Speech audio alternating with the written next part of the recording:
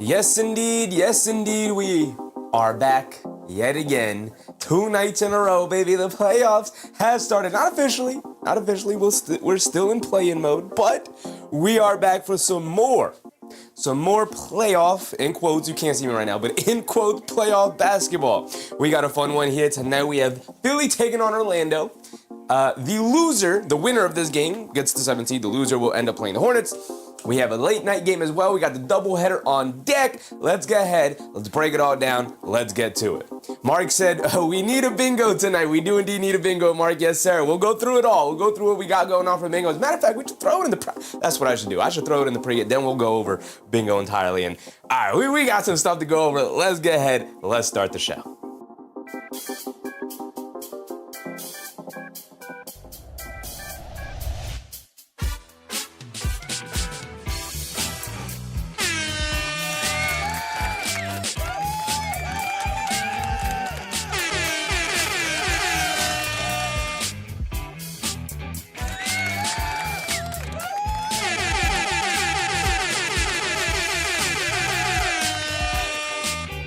That is right.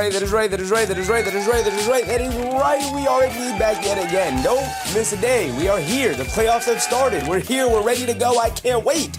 We have some more high leverage basketball to watch here today. And while I think maybe last night's slate was a little bit better than tonight's slate, we are still primed for some very good games because, of course, it's not necessarily win or go home, but it's win and move on. It is win and move on for both of these games here tonight. Tonight, the late night game will be the 9-10 matchup out there in the West. So that will be a win or go home game taken on between the Clippers and the Warriors. But we'll get to that. Just that said, felt tired this morning? Brother, you and me both. I was exhausted. I was purely, and I didn't even have to wake up early because I knew we were doing the doubleheader. So I was like, okay, I'm going to plan it out in a way where I know I don't have to go in as early. This is going to be perfect. I'll plan out the schedule that way. And I was still exhausted when I woke up this morning. And I was able to sleep in, is my point. I was able to sleep in and I was still exhausted. So shout out to everybody who was able to stay up late with us and had to go out and handle business today because my goodness, was it a long day yesterday. Spark, what's up, Spark? Hopefully 2 more bangers tonight. We did have 2 bangers last night. Both of those games were excellent. Obviously, the first one ended up in an overtime game. On some incredible clutch plays down the stretch for both sides. Here tonight, we have the Orlando Magic taking on the Philadelphia 76ers. Hopefully, these are also 2 very good games. As well as the late night game, the Warriors and the Clippers. I'm not as excited for that game. Obviously, we're still covering it. Not as excited for that game just because I just have not been excited about the Warriors, especially with all the injuries they've dealt with. But they do have Steph Curry available. Kristaps Porzingis is available. Thank goodness. And we are back. Just as Dad said, Denny was crazy at the end. He did go crazy at the end. And Zane said Warriors are hobbled. Yeah, that's a problem. They're always hobbled. And that's kind of why they're on my unofficial ban list this season for the most part. We've tried to avoid Warriors games. Not tried to avoid Warriors games, but we weren't making the effort to go out and watch the Warriors play this year. Just Dad said he was average in DC when he played here. Shame. Young player growing. I will say, I always liked Denny Avdia's game. And was really surprised when that trade happened because I was like, why would you just move off of a young developer? Like, he showed signs of being really good. I didn't think he was going to be an all-star level player, but he showed signs of being a really high-level player. And I was like, why did they just trade him for almost nothing, right? Who did they get back? They got Malcolm Brogdon and the 14th overall pick, a late lottery pick. That's it. That's what they got for Denny Avdia, right? He's going to probably make an All-NBA team this year. There's a chance he could. Was an all-star, probably going to be in contention for all-stars for the foreseeable future. Just insane that the Wizards just gave him up. I will say, if there's any players on the Wizards, young players on the Wizards, go ahead and scoop them up. Because the Wizards love to just give away talent across the league. They're really just a farm team for the rest of the NBA. I'm looking at Daniel Gafford, Hoop out there. Who else was traded from that young team that wasn't really going anywhere? But either way, the Wizards always seem to just give away young, talented players. Just that said, some players take that as deep disrespect and play with that on his shoulder. Yeah, I'm sure it helped fuel him to get better. But also, like I said, he was showing signs. He was already solid. He was solid, showing signs to being really solid. Rui Hachimura is another one, Mark, absolutely. Literally, the Lakers traded 2 second-round picks for Rui Hachimura. The Washington Wizards have no idea what they have in players and don't know how to develop players. My goodness. Zane said, Wizards trying to stay relevant. I mean, by making sure that every team has like a really good Wizards player that they just throw around the league is insane. The Rui Hachimura trade got me upset too, Mark, because that was for 2 second-round picks. That's it.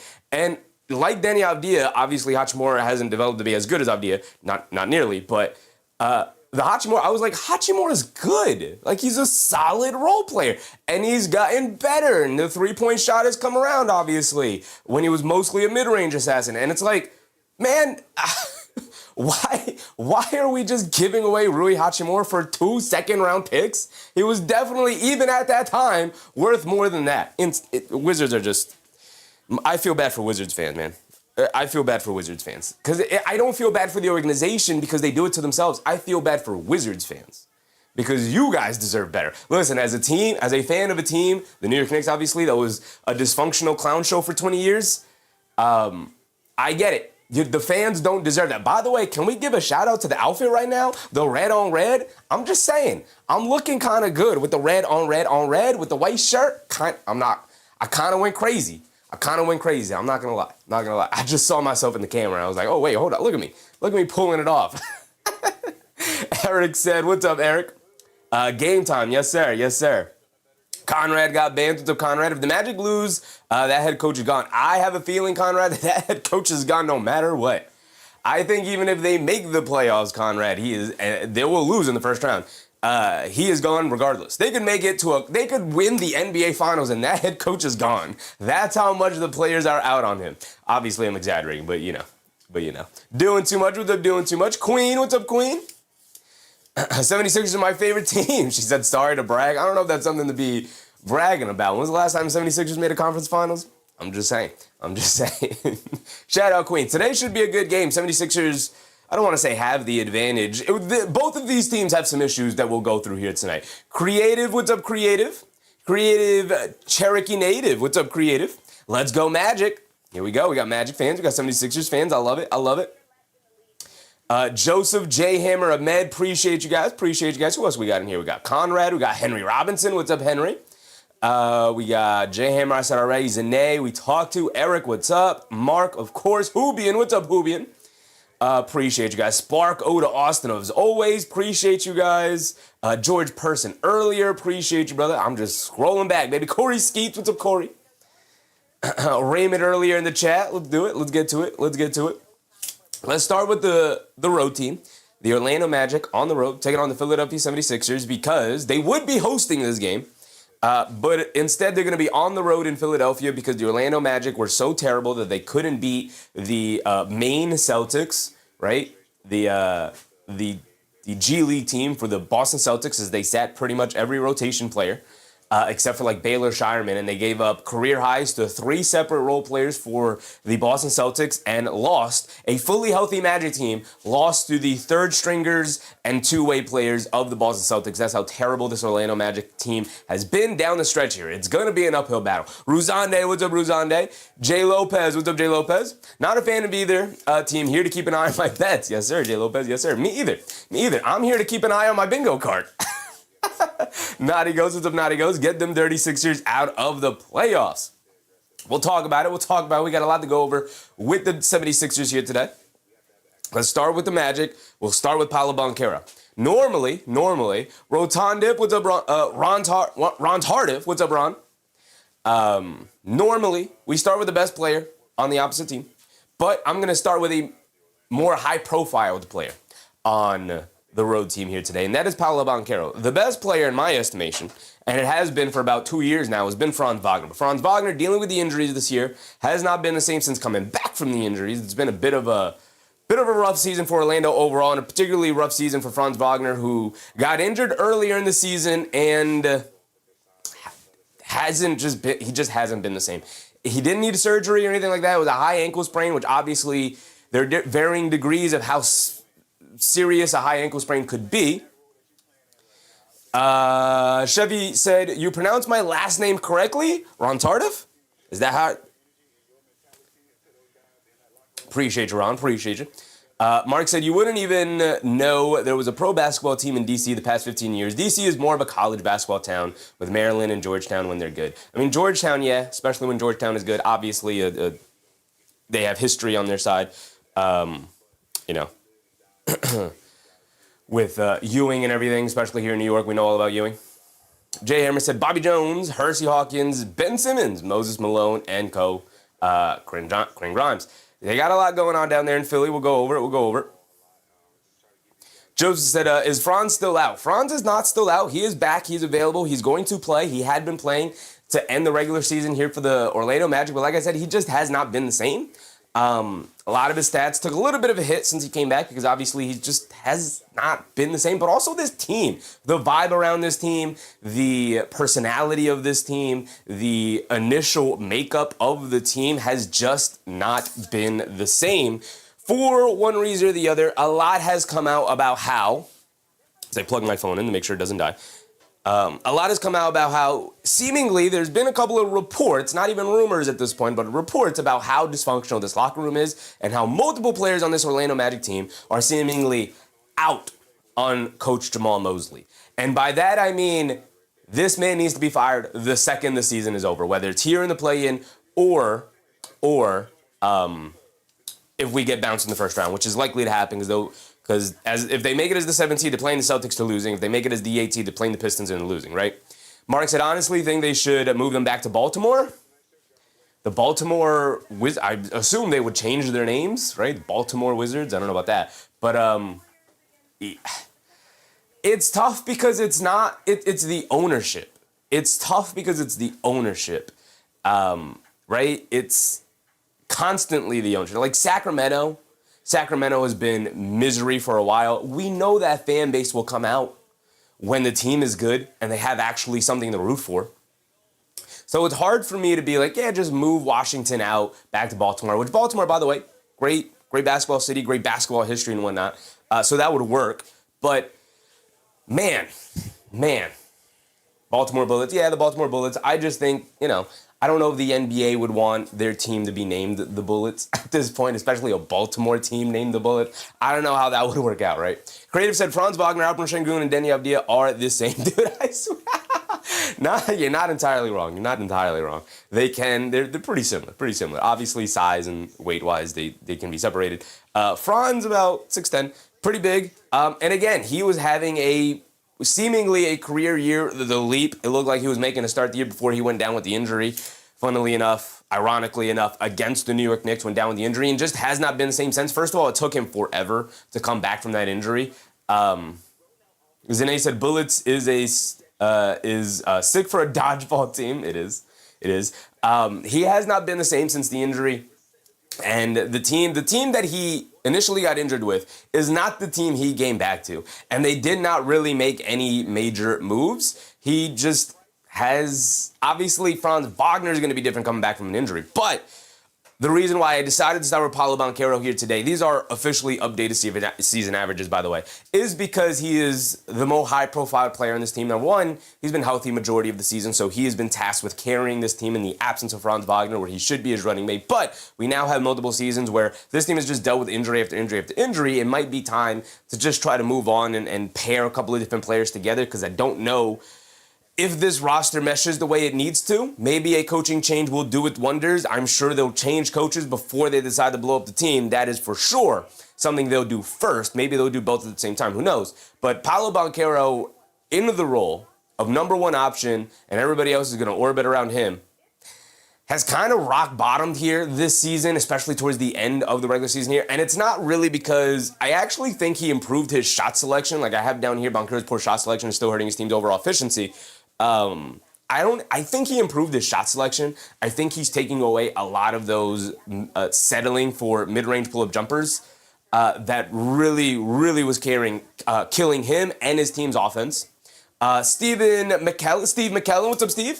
Thanks for shoving up these great games for us. Appreciate you, Steve. Thank you for hanging out with us. Paolo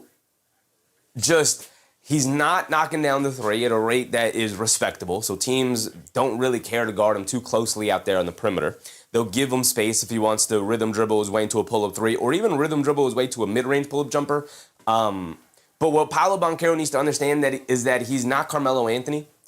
You got to stop settling for these jump shots, and you got to find a way to get downhill and get into the paint. He needs to be a bully. He needs to be a bowling ball going down towards the basket, and he hasn't really been that. But also his athleticism and his lack of burst and verticality has really hurt his ability to finish inside the paint, even if he does get down there. He's done a good job of drawing fouls, getting himself to the foul line, which is how he gets usually over 20 points, even though he is a pretty low efficient player as a big. 22 points, 8.4 rebounds, 5.2 assists. You look at the stat line, you're like, not bad, not bad. Even 3.1 turnovers. You guys know how I feel about over 3 turnovers. I don't love it, but 3.1 is not terrible for a high usage player. Missing his mate, his co-creator in Franz Wagner, right, for majority of the season. But Paolo Banchero has not stepped up in a way as a number one option that the Atlanta Magic desperately needed him to in the absence of Franz Wagner. Supreme Beta, what's up, Supreme Beta? Right, and obviously, even outside of Franz Wagner, they've dealt with multiple injuries to key players, one of them being Jalen Suggs. Hey, look, new updated picture of Jalen Suggs. We no longer have the crazy losing hair picture that I normally had up here. We don't have to go on the rant if he needs to drop the top, because guess what? He dropped the top. Jalen Suggs is now bald. There you go. It's exactly what he needed to do. Henry Robinson said, exactly, the injury puts style into perspective. As far as it goes with Franz Wagner, like, it makes sense why he's not playing as a Franz Wagner type of heliocentric player that he was earlier in the season, that looked like it was going to be a launching pad to him, you know, make an all-star game and make an all-NBA team this year. The injuries obviously have held him back, even though he's come back from the injury now. The Paolo Banchero thing, they needed him to step up and be like, no, I'm the number one overall pick. I was originally tasked with being the franchise cornerstone, and he has failed miserably into that role. He needs to be more of a Julius Randle and less of a Carmelo Anthony, and he just hasn't, right? Now, to be fair to Paolo as well, though, like, he's still, I'm not going to take back what I said in terms of him having a pretty disappointing particular end to his regular season, even though I do think he's improved in some aspects I want to see him to improve on. To be fair to Paolo Banchero, Franz Wagner injury really set this team back. Jalen Suggs in and out of the lineup really set this team back as well. Doug Fresh, what's up, Doug? Right? I have down here that I think Suggs is probably the most important player to this team, because he not only is he the point guard of the team, and that's very important, but he sets tempo, he sets defensive intensity, he sets overall intensity for this team.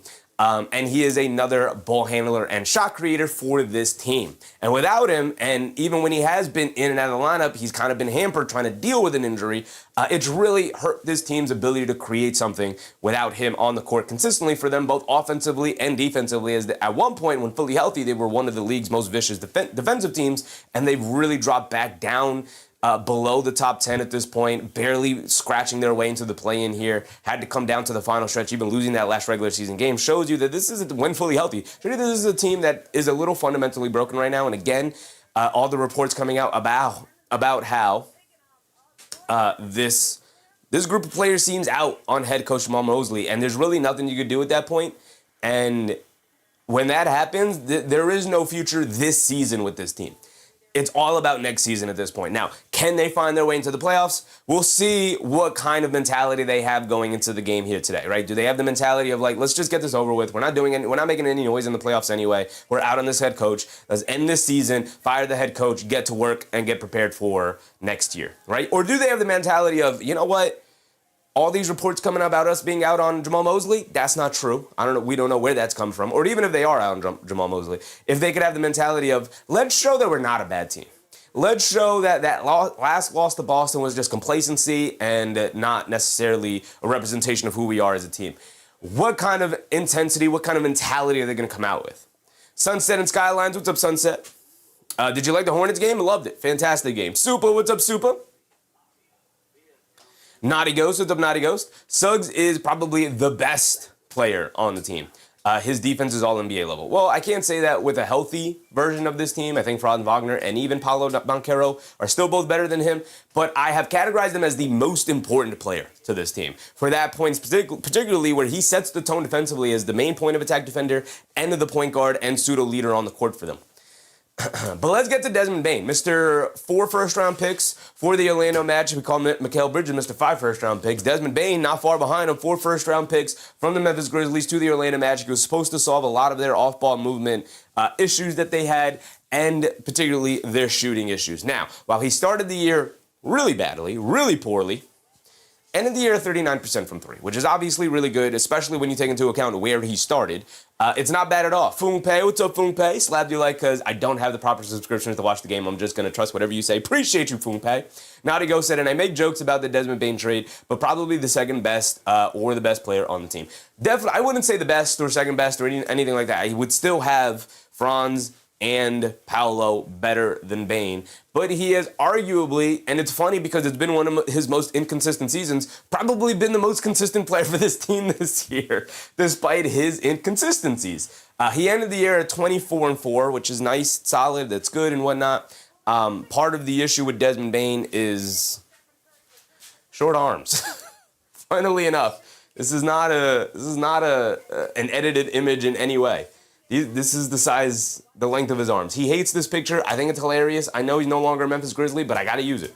I got to use the picture. I have pictures, that I can Google and find and replace. I replaced the Suggs picture. I could definitely replace this Bane picture, but no, this is a good representation of part of the reason why he's not a very good defender, why he can struggle at times. It has nothing to do with his physical capabilities. He's a strong, athletic dude, even okay size for a guard at 6'5", but man, those arms really hurt him defensively in order to kind of reach around and really contest shots. That's mostly a joke with how short his arms are. I point and laugh because he's a millionaire and we can do that. But Desmond Bane was really consistent for them this year. Part of their issue is that they just haven't been healthy. And the chemistry of this team seemingly falling apart. I will say, I don't know how much Desmond Bane is helping out with this chemistry because as soon as he entered this team, he brought a level of immaturity that I'm not sure that they had previously. He's bringing a level of Memphis immaturity. We know that Memphis, especially in the Ja Morant era, a pretty immature team. He's bringing a level of immaturity from Memphis over to Orlando, which might not have been conducive to them trying to build on their foundations previously. But I also think that it's not that he's a bad defender, but I also think the introduction of Desmond Bane, who's not as good of a defender of some of the other guards that they had, even though he's the better shooter, the offense should definitely outweigh the defense, but it's also part of the reason why the Orlando Magic have slipped defensively this year, alongside with the fact that they just, like I said, seemingly are out on their head coach, which is always just going to be the killer in almost anything you do as a team. Sun says it's going to be a good game. I hope so. Ahmed said, I like Bane and Memphis. I like them in Orlando. He's been okay in Orlando. They expected more with his perimeter shooting, but he showed more. He's more than just a perimeter shooter, right? He showed that he could attack off the bounce. He showed that he can create a little bit. 4.1 assists is not bad at all as an off guard. But again, when fully healthy, everything on the table. This is a starting lineup that should work out between their core 4. Banchero is good. Franz is good. Bane is good, Suggs is good. This team should be good, and yet they're imploding right now, right? And again, it's seemingly more so signs of dysfunction within the locker room more than anything else, whether it's miscommunication and distrust in the coaching staff or miscommunication and distrust within each other. Who knows? It's seemingly reported like the coaching staff has lost the confidence of its team, and I keep bringing that up because it is essentially a death sentence for a team and any kind of noise you want to make in the playoffs, right? Oftentimes, the forgotten fifth starter of this team, Wendell Carter Jr., is a solid center, but I will point out his three-point percentage nosedive to 32% after he started the year around 40. Stabilized around 35 before ending the year, now at around 32, missing a bunch of shots. In order for him to be a starting caliber center in the NBA, he's got to be able to knock down the perimeter shot with some level of consistency and regularity. 32% from 3 is not good enough. He's got to get that to respectable levels, about 35, 36%, which is around league average. And it's just, he's an okay rebounder. He's an okay defender. He's good at a bunch of different things, but he is not going to be an NBA level center going up against other high level NBA centers and be able to hold his own. Now, here against Philadelphia 76ers, as we go through, obviously no Joel Embiid. He should be able to more than hold his own here tonight against Bona and Drummond, but This is often a weak link, always pointed to as a weak link for this Orlando Magic team, and we'll see if it comes back to bite them here tonight. It shouldn't. He should not be the weak link here tonight, but we'll see how they match up as the game goes on. Nadigo said, as a center, you have to either have a good three-point shot or don't shoot threes at all. You either have to be able to your point, Nadigo, I agree, but you either, to expand on that further, you either have to prove that you can be a capable three-point shooter, or you have to be a dominant player inside the paint. And I don't necessarily mean like Shaq dominant. I just mean like you need to be a good rim protector or you need to be able to be a good rebounder. And he is an okay rim protector and he is an okay rebounder. And he is a bad three-point shooter. These are not things that you can have for a starting center, right? You cannot have that in a starting center. Backup center, fine, because you can do a bunch of things well, but nothing all that great. He just does not bring a high level of quality to an aspect of the game for a center that a center needs in modern NBA. You got to have one of these things.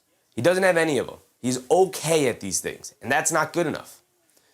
Felipe, what's up, Felipe? Walked 5 miles uphill in the snow, did a judo roll through the door, and made it. Go, Maxey and VJ. What's up, Felipe? Happy you're going to make it, brother. After all of that ordeal, I'm happy my guy Felipe made it.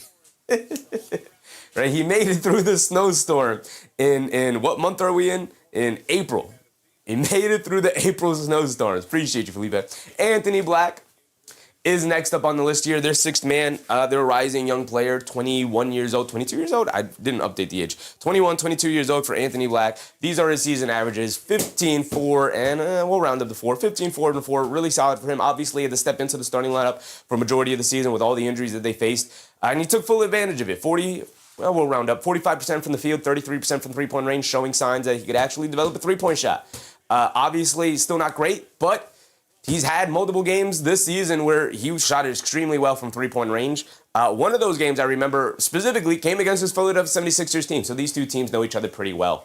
And we've covered an Orlando-Philadelphia game earlier in the season. And Anthony Black was one of the stars of the show, had his career high that night. I believe he had like 36 or something like that. And it was an insane game. Ozahar, what's up, Ozahar? So Anthony Black, I'm sure, is going to be looking to have another high-level game here today, and they're going to need all hands on deck. Like I said, we'll see what kind of mentality they come out with. Once you hear that a team is out on their head coach, like I said, it's a death sentence for them to be able to actually compete. Sean of a gun, what's up, Sean? NBA investigating LaMelo and the Bam trip. Do you think he'll be suspended? I don't think he will. I think, if anything, they'll retroactively go back and give him a flagrant one. What does that do? Obviously nothing, but they'll do something like that. I don't think he'll be suspended. Do I think he should be suspended? Probably. Probably should be suspended, yeah. That's a purposeful trip, and it injured a guy, and you should be punished for that and suspended at least a game. But they're not going to do that because they're in an elimination game in the play-in, and they don't want to take away that team's ability to compete. It's not the correct way of officiating things, but that's the way that they're going to go. Villanette TV with the Villanette, checking in from the job. Sheffy, clean for the play-by-play. Appreciate you, brother. Appreciate you. We're ready to go. Brian Jacobs, what's up, Brian? Game's about to start. We got about 7 minutes to go, so we got to hurry through this. Get to the end of the bench, guys. Mo Wagner coming back from the ACL injury. Like his brother, has not been the same since the injury. He gets a little bit more of a pass with the ACL tear. They're going to need Mo Wagner to really bring it. If not, they should be prepared to go to Goga Bitadze off the bench instead of Mo Wagner. And Tristan Silva is an interesting wing off the bench. In any game I've ever covered of the Orlando Magic, I've never seen Tristan Silva play well. So maybe tonight will be different. Maybe tonight will be different. Ken Arce LaMelo decided he was lame beer / Embiid dirty player. Yeah, it was a very dirty play. Let's get to Tyrese Maxey over to 76ers real quick. Star of the show here tonight. Probably, in my estimation, I don't think this is inarguable, really. The best player on the court tonight, Tyrese Maxey. 28 a game, 4.1 rebounds, 6.6 assists. The last time Tyrese Maxey was in the playoffs, he went toe-to-toe with Jalen Brunson as the 76ers eventually went down to the New York Knicks in 6 games. But Tyrese Maxey announced himself to the NBA world as spectacular of a superstar as he was on the verge of becoming. 46% from the field, dropped down to about 36.7% from three-point range, which is not where it should have ended up as. Keno Hara, what's up, Keno Hara? ACO is no joke. No, it's not, especially for a guy who's 7 feet tall, man. It's tough. Keno Hara. I'm going with Maxey. I'm going with Maxey too. Tyrese Maxey, utterly fantastic. I really hate that he's wearing a Philadelphia 76ers jersey because obviously he's a New York Knicks fan. I can't root for 76ers, but boy, oh boy, do I love Tyrese Maxey, man. He is an absolutely fantastic basketball player. His speed is killer. I think he has taken the mantle from De'Aaron Fox. De'Aaron Fox has gotten a bit older. Tyrese Maxey, in his prime, 25 years old, as the fastest and quickest player in the NBA. My guy's a blur. He is an absolute blur. 2 steals a game. And like I said, really the only flaw for him to end the season was that for majority of the year, he was hovering around 40-ish% from three-point range, and he dropped down to 37% here. We'll round up a little bit for him. 37% from three-point range, which is obviously still very good because he takes a very difficult three-point shots, most of them off the bounce, most of them deep, which helps us for a bingo card. But, without Joel Embiid, he's not going to find as many open looks as he normally would. So, speaking of, no Joel Embiid as he had emergency appendectomy surgery. So he is not available to play. He's likely out for the remainder of the playoffs here, regardless of how far the 76ers could go. The last time we saw a player have an emergency appendectomy was actually, funnily enough, OG Anunoby before the 2019 Toronto Raptors run towards the playoffs. Now, I believe he was cleared to play around the conference finals, but they ultimately didn't feel comfortable putting him back in because of how far that team had gone to that point with the rotation that they had, so they didn't want to just throw him back in there coming off that surgery. But Joel Embiid, obviously, better player, more experienced and whatnot. Again, it'll have to take a deep playoff run for the 76ers for Embiid to be able to even come back, have the opportunity to come back. I don't think it's going to happen. And it's obviously going to really hurt the 76ers as Embiid, when healthy this season, when having the ability to be on the court, was utterly fantastic for his team, man. My goodness. Paul George. I want to speak of somebody being utterly fantastic this season, particularly at the end. I really respected Paul George to start the year. Taking a step back and being like, yeah, I'm just the glue guy. I'm going to fill in what I can get in. Right? If you need me to spot up, I'll spot up. If you need me to handle every now and again, if you need to throw me a grenade and I need to get a shot up at the end, I'll take less touches, I'll take less shot volume, I'll do all the things I need to do in terms of locking in defensively and being a point of attack defender that I need to do in order to help this team win basketball games. And Paul George, I really respect him to do that, but since he came back from the 25-game suspension, Paul George has gone back into his Paul George-esque bag. Now, they're definitely going to need Paul George. Suns Gen, what's up, Suns Gen? Bruce Fowler, what's up, Bruce? They're definitely going to need Paul George to get into his Paul George-esque bag here tonight. Obviously, 35 years old, on the back end of his career here, not even his prime. If they're going to want to actually make the playoffs here and make a little bit of noise. And then maybe try and bide some time for Joel Embiid to come back. If that's even possible at this point. Keenan Hart, not a fan of PG. Skomberg, what's up, Skomberg? Hoball as well. I think the Magic pose a bigger threat to the Celtics. I think this team is exploding from the inside out, imploding. James Wynn, what's up, James? Best trade ever, Shea for PG. Pretty good trade.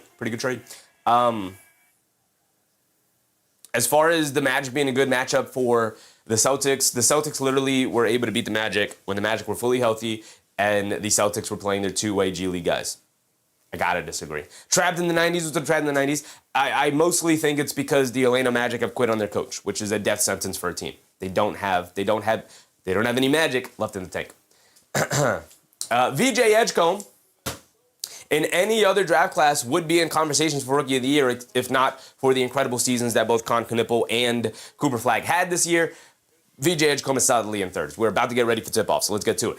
But 16, 5.6, 4.2, we have some very fun props here on our bingo card. VJ Edgecombe is going to be a part of it, and I can't wait for it. VJ Edgecombe, his rookie playoff debut. Let's see if it goes better than Con Knipple's the other night. Quentin Grimes, one to Nick, always a Nick. Really intriguing player because he can be hit or miss on any given night. We'll see if he's knocking down his shots. His point of attack defense is going to be important. Same with Kelly Oubre, really hit or miss. He's a wild card. His size makes him super versatile, but he's got to be able to knock down that perimeter shot, 36% this year. Hovering around respectable, right? Which is exactly what you want. Justin Edwards, not really a part of the rotation. We'll see if he gets minutes, probably not. And Adem Bona, he's not going to be in the starting lineup. They're going to start Andre Drummond. They're going to keep Bona as their backup big, but he's really good, really energetic, big, athletic rim protector. And then Andre Drummond. Who told Andre Drummond he could shoot threes? He ends the year 35.6% from three. Insane development in 32-year-old Andre Drummond in this season. And then Dominic Barlow, a two-way player that they converted to a full-time contract because he has been absolutely fantastic. James Wynn said VJ over Khan. Maybe as their careers continue to develop. I agree, but this season, Khan definitely had the better season. All right, let's make sure our scores reset. That is not the score here tonight. Let's get our scores set up. And then obviously we have our bingo card. I will adjust the way the bingo card looks in a second here as we get ready for the tip-off. And then as we go through the night, obviously we will adjust our bingo card. Bum, bum, bum, bum. Are we good? Yeah, let's go right there like that. And then we can go like that. And we can slide them over. Boom. All right. Getting ready for the tip-off. Here we go. Mindset John. What's up, Mindset John? James Wynn said, hello, bingo players. We got our bingo card set up. Here we go. Let's get our game cast set up. Boom. Here's our starting lineup. The tip goes to the Philadelphia 76ers. We are off and running. Oubre on the right wing, swings through to his right, down the lane, in the paint, leans in, gets blocked. Bona picks up the loose ball. But there's a foul on the Oubre drive. Bona is in the starting lineup. Excuse me. Thought they were going to go ahead and start Drummond, but Drummond will come off the bench. Here's our starting lineup. We know George, Oubre, Maxey, Edgecombe, and Bona, as well as Banchero, Wagner, Carter Jr., Bane, and Suggs. The traditional starting five for the Orlando Magic. We'll see what they have in the tank here. Bona knocks down the first free throw. Is it Bona shooting free throws? It is a Dem Bona shooting the free throws. By the way, we have 2 consecutive missed free throws on the bingo card. Jump ball. Bona 3 blocks. He's in the starting lineup, so we're pretty good there. Drummond double-double. He's not in the starting lineup, so we'll see. Logo 3, triple-double. Edgecombe for 20 points. Suggs 3 steals. Drummond hits a 3. Black for 20 points. Grimes 15, 3 and 3. Bane 5 threes. A jump ball. Franz for 30. A travel. George for 20 points. Paolo for 30. 4-point play. Failed challenge. Technical foul. And whatnot. Suggs has it on the left wing. Attacking to his right. Pulls it back. Step back. Mid-range. Fall-away jumper. Comes up short. Rebound to VJ Edgecombe. And Paul George will bring it down the other way. 5-star said, did we get bingo yesterday? We did not get bingo yesterday. In both games, we were 1 space away from bingo. Edgecombe down the lane, lefty layup, can't get it to go. Good defense from Paolo Banchero to contest him on the rim. Here comes Bane pushing it the other way. Bane leaves it off. Wendell Carter Jr. back to Bane, quickly attacks to his left, down the lane, steps through, in the paint, tries to kick it out, gets the ball stolen. Here comes Oubre pushing the other way. It's a 3-on-3. Oubre's going to stop, set himself, fire from 3, can't get it to go. Don't love that at all. And Bona battling for the rebound, knocks it out of bounds. You're not a pull-up three-point shooter like that, Oubre. Attack the basket, big dog. Attack the basket. That's what you do best. Franz Wagner bringing it down, being guarded by Oubre. Hands it off to Suggs. Suggs coming to his right.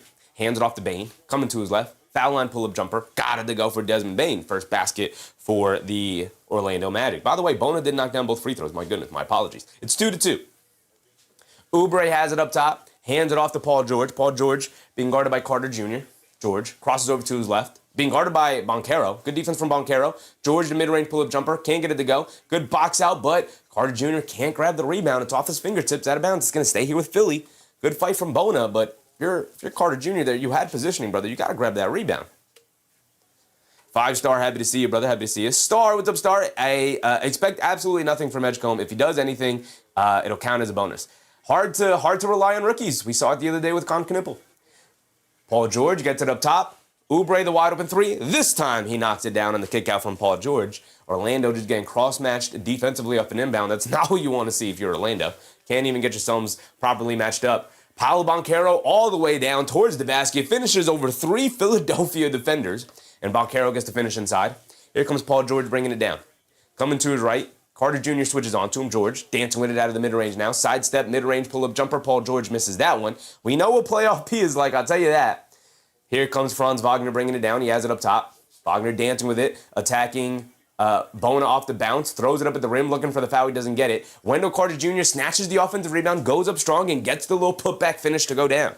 As Orlando retakes the 1-point lead, 9:40 to go, 6-5. Maxey up top, coming to his left off the Oubre screen. Kicks it up top to Oubre. He'll spot it for another straightaway 3, and Oubre knocks that one down. Kelly Oubre, 2 for 3 from three-point range to start the game. That's not a great sign if you got Oubre knocking down threes early. They kick it up top. Wendell Carter Jr. walks in as a trail three-point shooter. Can't get it to go. Oubre the rebound. And now here comes Maxey, who's been very quiet, allowing Paul George to dictate the offense so far here early, knowing he's going to take over later in the game. Maxey now dancing with it. He's got Banchero switched on to him. He's going to look to isolate, dancing with it, pulls it back, spins to his right, down the lane, mid-range, fall-away jumper. Got it to go for Tyrese Maxey, got into his bag, and delivered the package. 10-6, 9 minutes to go. Bane gets it over to Suggs, swings through to his right, tries to hit. Franz Wagner cutting back door, but gets knocked out of bounds by Edgecombe. Lano Monas is the Blano. Does the winner play the Hornets? No, the loser plays the Hornets, Lano Monas. The winner earns the 7th seed. The loser will go battle the Hornets for the 8th seed. Sherry Newen, what's up, Sherry? Embiid crying on the sideline. I don't even know if he's in the building. After surgery? Ron said, what happens when you hit bingo? I'm really clueless here. We just started our bingo cards. When you hit bingo, we're going to start handing out memberships. We'll see. We have yet to hit bingo. We'll see what a bingo rewards us. Banchero in the lane, draws the foul, can't get the jumper to go down. It's a foul on Paul George.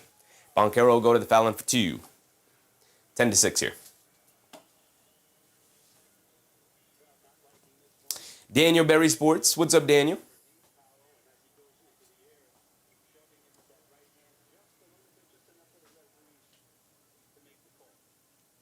So Paolo Banchero will be at the foul line for 2 free throws. It's 10-6 early here. We have 8:40 to go. Jay Atkins. What's up, Jay? Skip Bayless. Why do we got to talk about Skip Bayless, brother? He said, Skip Bayless said it's reported that Embiid got cleared but decided not to play.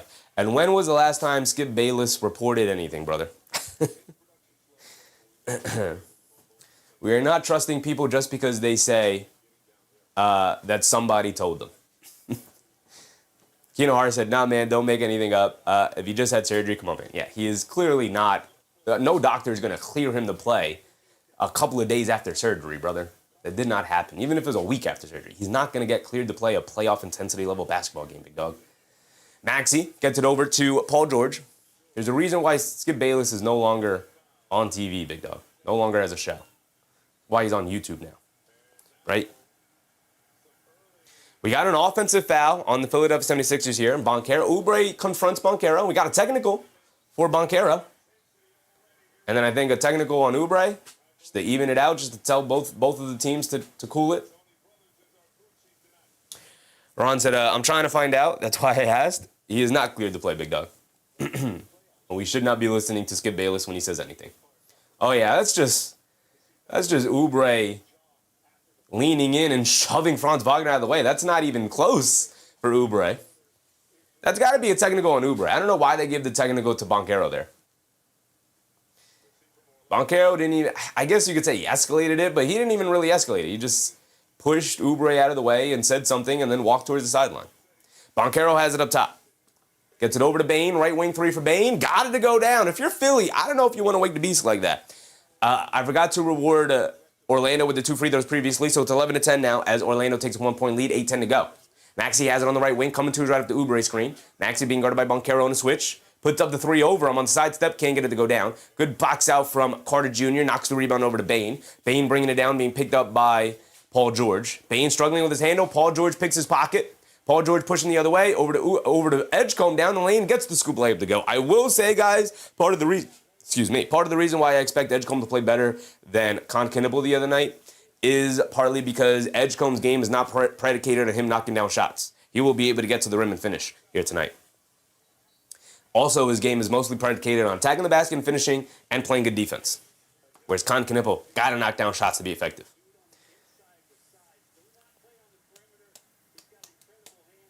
Bruce Fowler said after last night, the refs, no, they don't want any ish. I guess. It's also Tony Brothers, though, and we know he's one of the worst officials in the league. Banchero gets it over to Bane. Bane down the lane, in the paint, kicks it out. Left corner 3 for Kane. Jamal Kane is in the game. I do know he started to play down the stretch of the season here for the Orlando Magic. I did not expect him to make the playoff rotation here for them. But he's in the game here, and he knocks down a left corner 3. And that's part of the reason why he's in there. Maxey spins off of Banchero on a switch, over to Drummond, back to Maxey. Maxey on the right wing, attacking. Has the lane, draws the foul. He's going to the foul line for 2 free throws. Tyrese Maxey, excellent at drawing those fouls there as he goes to the basket. 7 minutes to go. Maxey to the foul line for 2.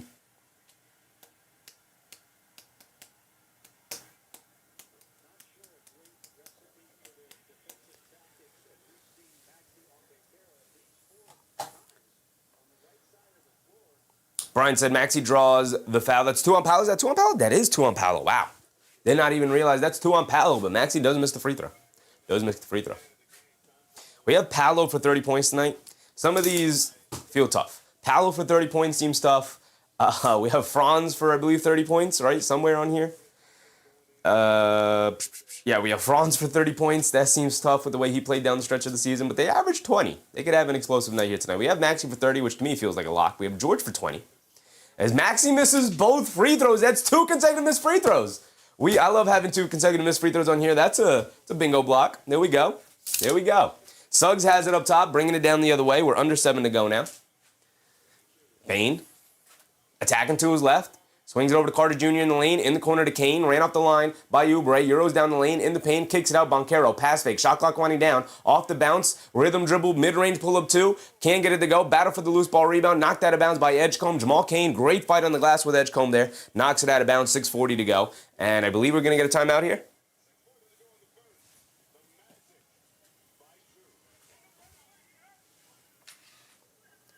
Star said another play-in of missed free throws. The playing to miss free throws, man. Pressure's up there. Just that said, I feel slighted. No plus minus bingo block. There, I can tell you right now, just that I will never in my life ever put a square on the bingo card with a plus minus stat, brother. Ever in my life will I do that. Oh man, I don't even have the card open so I can update it. All right, let's open up the card. Benzino said, bingo cards idea is dope. It was Mark's idea. It was Mark's idea. And it has been dope. I'm loving it. I'm loving it. It's significantly more work to come up with these bingo cards, but they are fun. This is the Magic Sixers bingo card. Let's move that over here. And we have 2 consecutive missed free throws. Crazy that it came from Tyrese Maxey. Pretty crazy. Pretty crazy.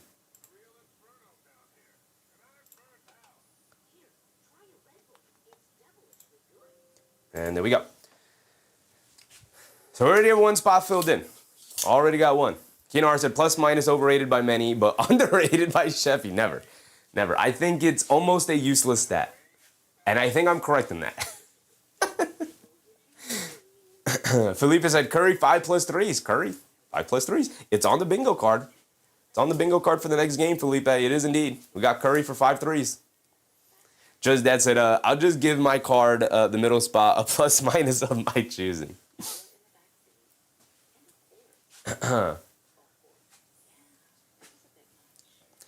Marketing LLC, what's up, marketing? 2 technical fouls as well. Oh, we did have technical fouls. That's right. That's right. You're right, marketing. You're right. You're right. See, you guys gotta let me know what's going on with the bingo card because obviously I'm more in tune with what's going on in the game. So you're gonna have to remind me of what's going on. We do have 2 technical fouls, so that's another slot. It's another spot already. Start the game. We got 2 spots on the bingo card filled out, baby. We might be in line for bingo. Might. It's a good start. It's a good start. It's a good start. By the way, the wedgie has made its return, and the wedgie will continue to make its return. I'm not getting rid of the wedgie. I've considered it, and maybe we will, but I'm going to keep it around for now. Captain Mast, what's up, Captain? Good luck on the bingo card, guys. I mean, we got logo 3s, so that's Maxey and Bane, really, the 2 candidates for it. A triple-double from anybody. We have Paolo, I think, for a double-double at some point, somewhere here. Maybe not. We have Drummond for a double-double. That's what we got.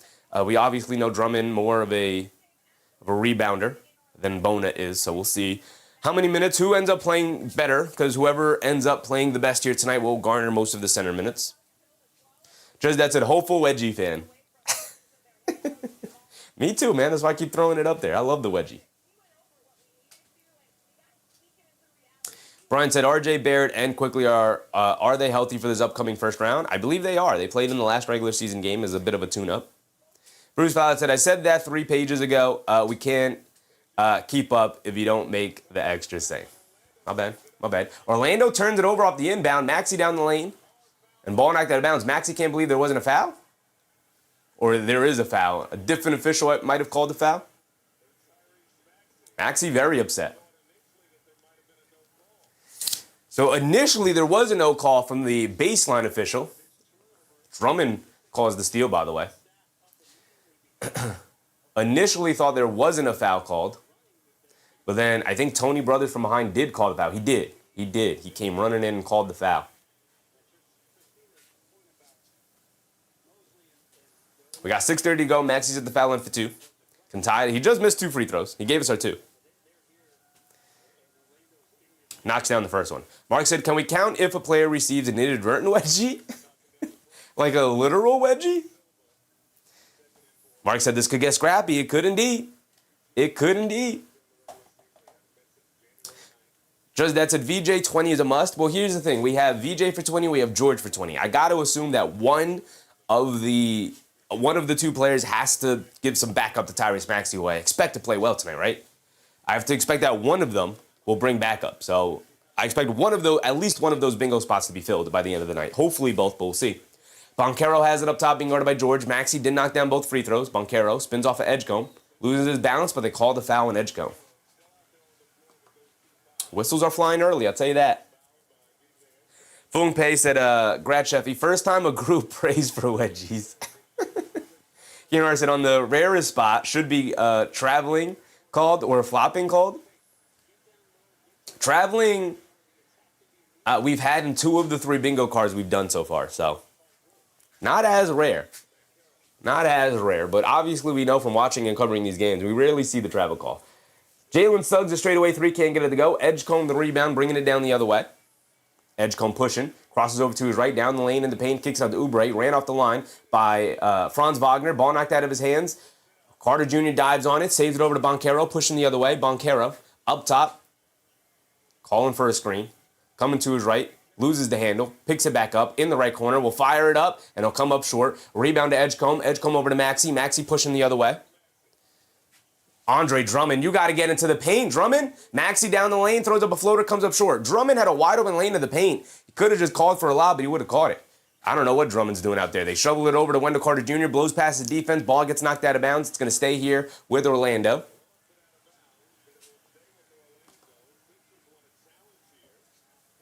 Keenar said flopping would be fire. Yeah, but then we'd have to legislate what's a flop and what isn't a flop, right? So that's too subjective in my eyes. They get it into Jamal Cain off the inbound to 3. Can't get that one to go. Carter Jr. right there. Can't get the tip because the ball took an awkward bounce off the rim a second time inadvertently or unexpectedly. And now Oubre gets it up top to Paul George. George being guarded by Carter Jr. Down low to Drummond, who creates space. Lefty layup. Got it to go over Jamal Cain. Great pass from Paul George. Great setup from Drummond to establish positioning down low. And now here comes Suggs looking for an option. Suggs has been very quiet here tonight. Completely unheard of so far for Jalen Suggs. He's got to put his imprint on this game if Orlando wants an opportunity to win. Pocket pass from Suggs to Carter Jr. A mid-range jumper off the back rim. Can't get it to go. Rebound. Goes to Banchero as Drummond could not get to it. Drummond looks very out of shape, might I add. And Banchero spins in the lane off the offensive rebound and gets the layup to go down. We're tied at 16. 4:50 to go. Here comes Paul George up top. Coming to his right, off the Oubre screen, kicks it over to Drummond, back to George, steps behind the three-point line, fires it up, throws up an air ball. Hit the side of the backboard, no rim. Here comes Suggs pushing the other way, over to Carter Jr., behind the back, kicks it in the corner to Cain. It was a bad pass, too low. Cain drives it down, gets blocked by Drummond at the rim, and the rebound goes to him. Here comes Maxey bringing it down, shoves it over to Edgecombe, extra pass to Oubre, left corner 3, can't get it to go. Rebound fought for, but goes out of bounds, and it goes out of bounds. Paul George trying to save it, but Orlando will take control. Mr. Grazer, what's up, Mr. Grazer?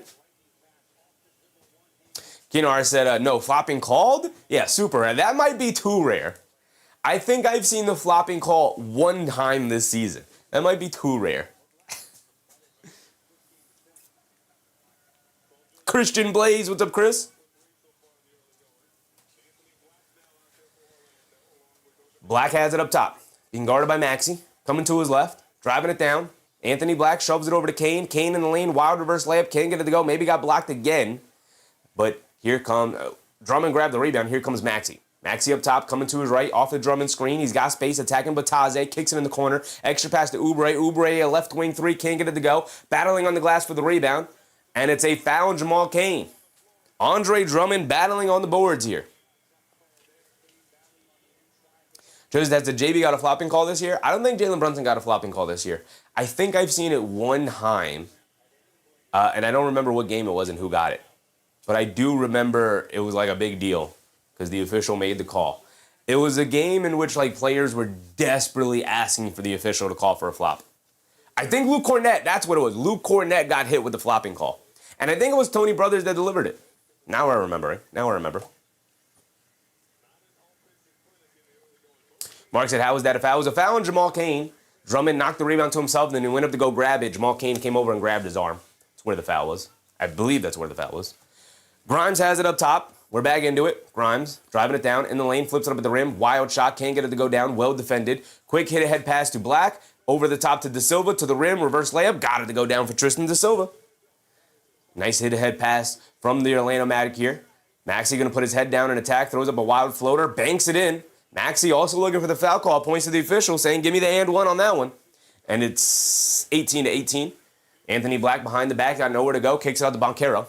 Banchero does a lot of standing around. Not a very good off-ball player. And then dribbles it off his own foot and it goes out of bounds. Not having a particularly good start to the game here tonight.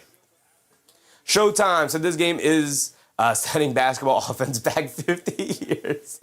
You're not wrong, brother. You're not wrong. Son Jen said Brooks got one. Dylan Brooks got one. I know Luke Cornett got one. That was a game we called. I think it was against the Celtics too. But now that I'm trying to remember the game. But that's the only one I remember being called this year. Barlow battling on the glass off the Tyrese Maxey mid-range shot. And the rebound goes over to the Magic. They throw it to Banchero in the high post. Right wing, being guarded by Oubre. Tries to spin off of him towards the baseline. Spins the other way. Fall away jumper. Gets the friendly roll off the front of the rim and he gets to the drop down.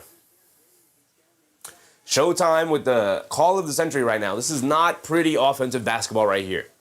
I don't even think it's like all that, the defense has been all that great. I think it's been some bad basketball. Maxey has it up top, being guarded by Jamal Cain. Maxey coming to his left off the screen, over to Grimes. Jab step coming to his right, kicks out to Barlow, a left corner three. They'll dare him to shoot it. He'll oblige, and he'll miss it. Grimes knocks the rebound out to Maxey. Maxey will shoot a deep three. Maxey will knock it down. That's another spot. That's a deep one. I said logo three. The logo is a little small for Philly, but I'm going to count it. So logo three to me. That's a logo three to me. Keenor said, really, Dylan Brooks? I take that back then. I remember he got called for getting in LeBron's face.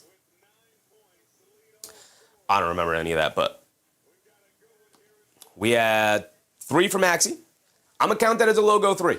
I changed the wording of it from deep three to logo three. I'm going to count that as a logo three. Necessarily wasn't standing on the logo, but it was a deep three. It's really just a wording thing. Philly's logo is a little small. They got a pretty small logo on the court there. I'm gonna count it as a logo three because it was deep. It was a deep one.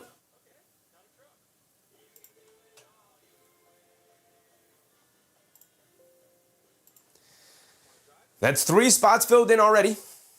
3 spots filled in already. We have 2 minutes to go here in the first. With how low scoring this first quarter is, it's not looking good for any of our 30-point boxes here. We have Paul George for 20. We have Edgecombe for 20. We have Maxey for 30. We have Paolo for 30. We have Franz for 30. We have Anthony Black for 20. With how low scoring this is right now, I don't know how good any of those are. Ken J, what's up, Ken? Win the first quarter, Sixers, let's go. I mean, if you just focus on winning each individual 4 quarters here, every 12 minutes, should be able to win the game. Suns Jensen, Melo's excuse was ridiculous. Yeah, it was pretty bad. It's pretty bad. I mean, it was bad in the moment. It was bad in the press conference. His answers were bad. The response to it has been bad. It's been bad all around. Henrik Huggleberry, what's up, Henrik? My husband coaches high school basketball, and he says Orlando is the more talented team. That's not a crazy take. It's not a crazy take. I think here tonight you can make the argument they're the more talented team with no Joel Embiid. I think if Joel Embiid's available, I think I'd give the talent edge over to Philly. Maxey talented, Embiid talented, George talented. I mean, these are guys. Embiid's won an MVP. Paul George has had top 3 finishes in MVP. As opposed to the Magic, who Paolo, like, yeah, he's got talent, but has not played up to that talent so far this year. Same with Franz Wagner coming back from the injury. And then outside of that, like, you got Bane, Suggs, who are like high-level role players, but role players nonetheless. Fear the Deer, what's up, Fear? Did we not get a flagrant foul? No flagrant foul. We did get 2 technicals, though.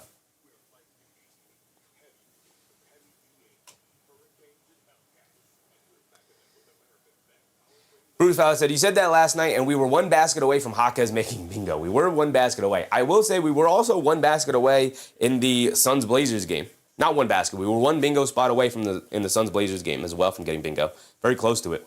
Naughty Ghost, what's up, Naughty Ghost? We talk about wedgies being rare, but funnily enough, I'm pretty sure there was 1 in each of the 2 Pistons-Orlando games I went to. It's not that rare. I'd say on average, it's like every other game in the league. Like, I'd say there's like 60 to 70 wedgies a season, right?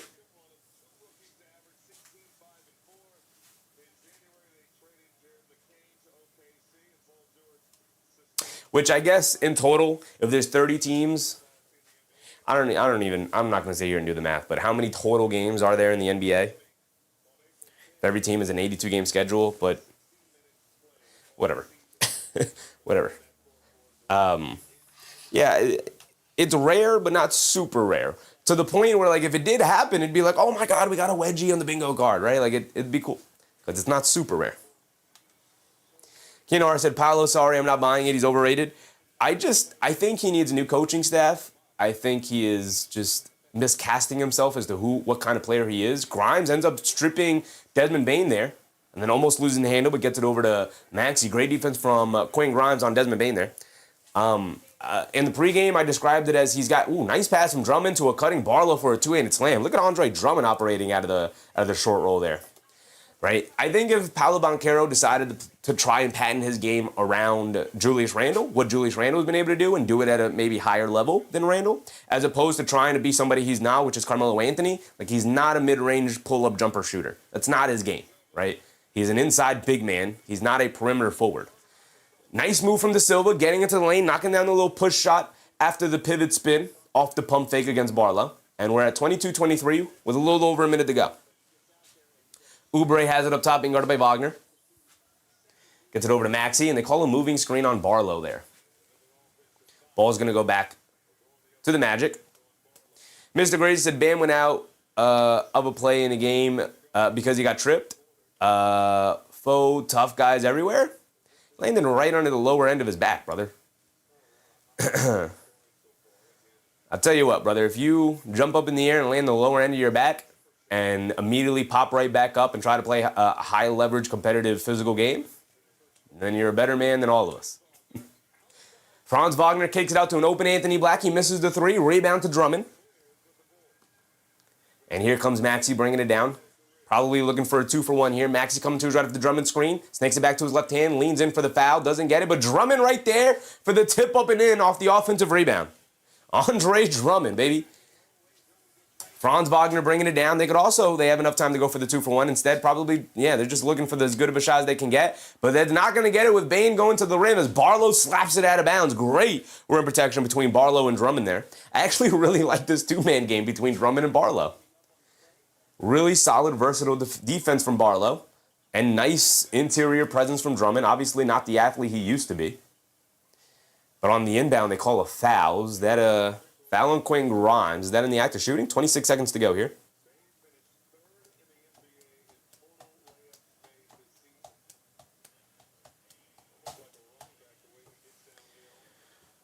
Felipe said tailbone is ouch. Tailbone's tough, man. You can break your tailbone really easily. It's a really fragile bone. Bane rattles in the first free throw. He's got another one coming. Zane said, feels like the Magic are going to hire Tibbs soon. Would not be a bad hire at all. Right? If I'm talking about Julius Randle here for Paolo Banchero comp, Tom Thibodeau is the perfect guy to bring in. He just coached Julius Randle for 4 years. Keener said, honestly, would have been better if he said, yeah, that guy is too good, a rebounder. He had to go. I think that would most definitely get him suspended for the next game. At least his answer, his faking, trying to feign ignorance, is going to give him the opportunity to probably play in this next game. Bane knocks down both free throws. It's a 1-point game, 25-24. Maxey has it up top, 10 seconds to go. He's going to wind down the time and take the last shot of the quarter. Maxey has Wagner switched on to him. He's going to dance with it. Maxey swings it over to Oubre. Oubre's taking a lot of shots in this quarter, but he continues to knock him down as he knocks down that three right there, his third of this first quarter, and Bane will heave it up, three-quarters scored heap, can't get it to go, and that will be the end of the first quarter there, 28-24. Off the made three from Oubre.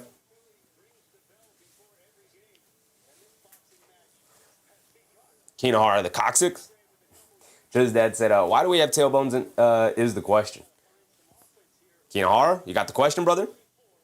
You got the question, Keenahar? Keenahar is the man to ask, not me. Not me. Bernard Johnson, what's up, Bernard? How am I doing? I'm doing good. I'm doing good. Mr. Grace said, Bane is going to go berserk and toss players out of bounds. We've seen what Desmond Bane looks like when he's frustrated, and that is not good for the Magic.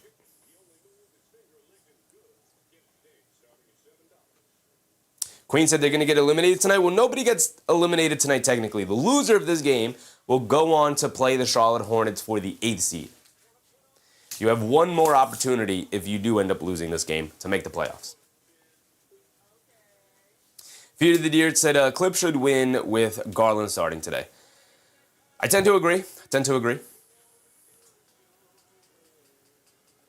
Queen said they have no chance going after the Hornets if they can't beat Luka? Luka who? Keenar said, I didn't hear the question. What was it being asked? Why do we have a tailbone? Just as Dad said, why do we have a tailbone to begin with? I'm not the person to ask.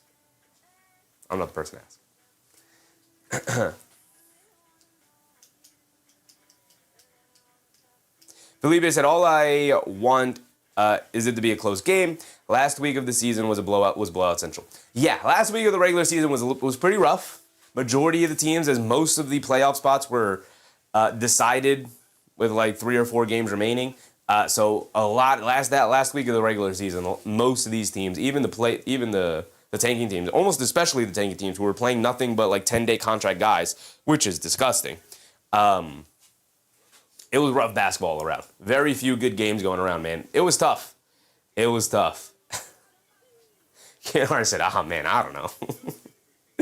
Darren Wallace, what's up, Darren? Charlotte winning the play-in. They could indeed. They got one more win to go.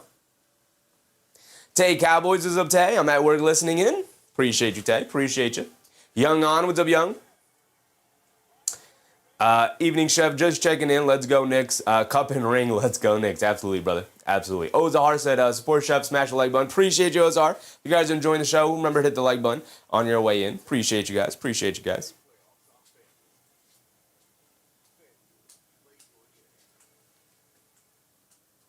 Just that said, it's going to be harder tomorrow. Yeah, I'm not looking forward to it.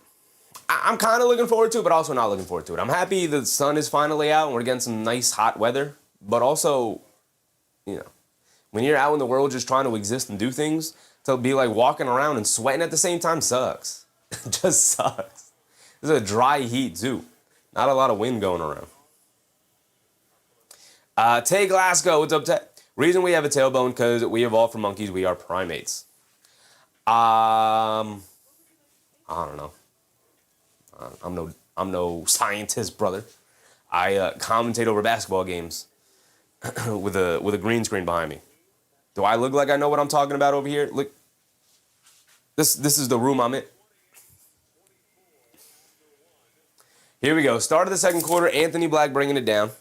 Probably should have went through the box score to see where we stand in terms of our bingo card here tonight. But here we go. We'll do it during the next timeout. Franz Wagner has it up top. Being guarded by Grimes. Coming to his left off a good Bataze screen. Wagner pulls it back out. Now attacking to his right. Bump, Euro, floater. Got it to go for Franz Wagner. That's the Franz Wagner we know and love before the injury. Creating something out of nothing there. Here comes Edgecombe bringing it down. He has it up top, being guarded by Anthony Black. Tay said we better hit on the bingo card. I'm hoping. I'm waiting for the bingo card just like you guys. Paul George dancing with it, coming to his left, step back, fall away, jumper, got it to go for Paul George. They're going to need a Paul George-esque performance here today. And not playoff P, regular season Paul George. Desmond Bane dancing with it. They get it over to De Silva. De Silva hands it off to Franz Wagner. And they call it defensive 3 seconds on Drummond. Keith Modeste, what's up, Keith? International, what's up, Keith? Greg Williams said, go hard or go home. Absolutely. Technical free throw here on the defensive 3 second call. Bane misses the free throw, though. Lanamoni said, do you do this at home or a studio? Brother, if I had enough money to do it at a studio, I would. No, we do this at home. In an empty room in the crib. They get it down low to Franz Wagner in the paint. Tries to kick it to nobody. Nobody was available, but the loose ball gets knocked back to Franz Wagner, who hits a cutting Bane for the layup. You got to recover that loose ball if you're Philly there. Great effort and continuation for Franz Wagner there. Here comes Oubre. Bringing it down. He has it up top. Being guarded by De Silva. They get over to PG. Being guarded by Wagner. Paul George, right wing, out by the three-point line, dancing with it. Hesitates, crossing over, and they call a defensive 3 seconds call on the Magic now. Free point for the 76ers. Can they take advantage of this? I said, wait, is tech a box? It is, and we got it already. Right here, brother. We got the technical foul earlier in the game. We got a double tech called on Oubre and Banchero. Adam Hurley, what's up, Adam? Mr. Graves said, Bane warming up to a tech. Lana Mota said, sorry for asking. You're going to be sorry, brother. It's a regular question. Edgecombe has it up top, gets it over to Paul George. I think the beauty is that at some point I'd love to do the show out of a studio somewhere. Paul George knocks down the step back right wing three over 2 defenders. Paul George getting into his bag here. They did knock down that 3 second violation free throw as well, by the way. Anthony Black down the lane draws the foul and one for Anthony Black against VJ Edgecombe there. And Black will go to the foul line for one more, trying to get those 3 points right back.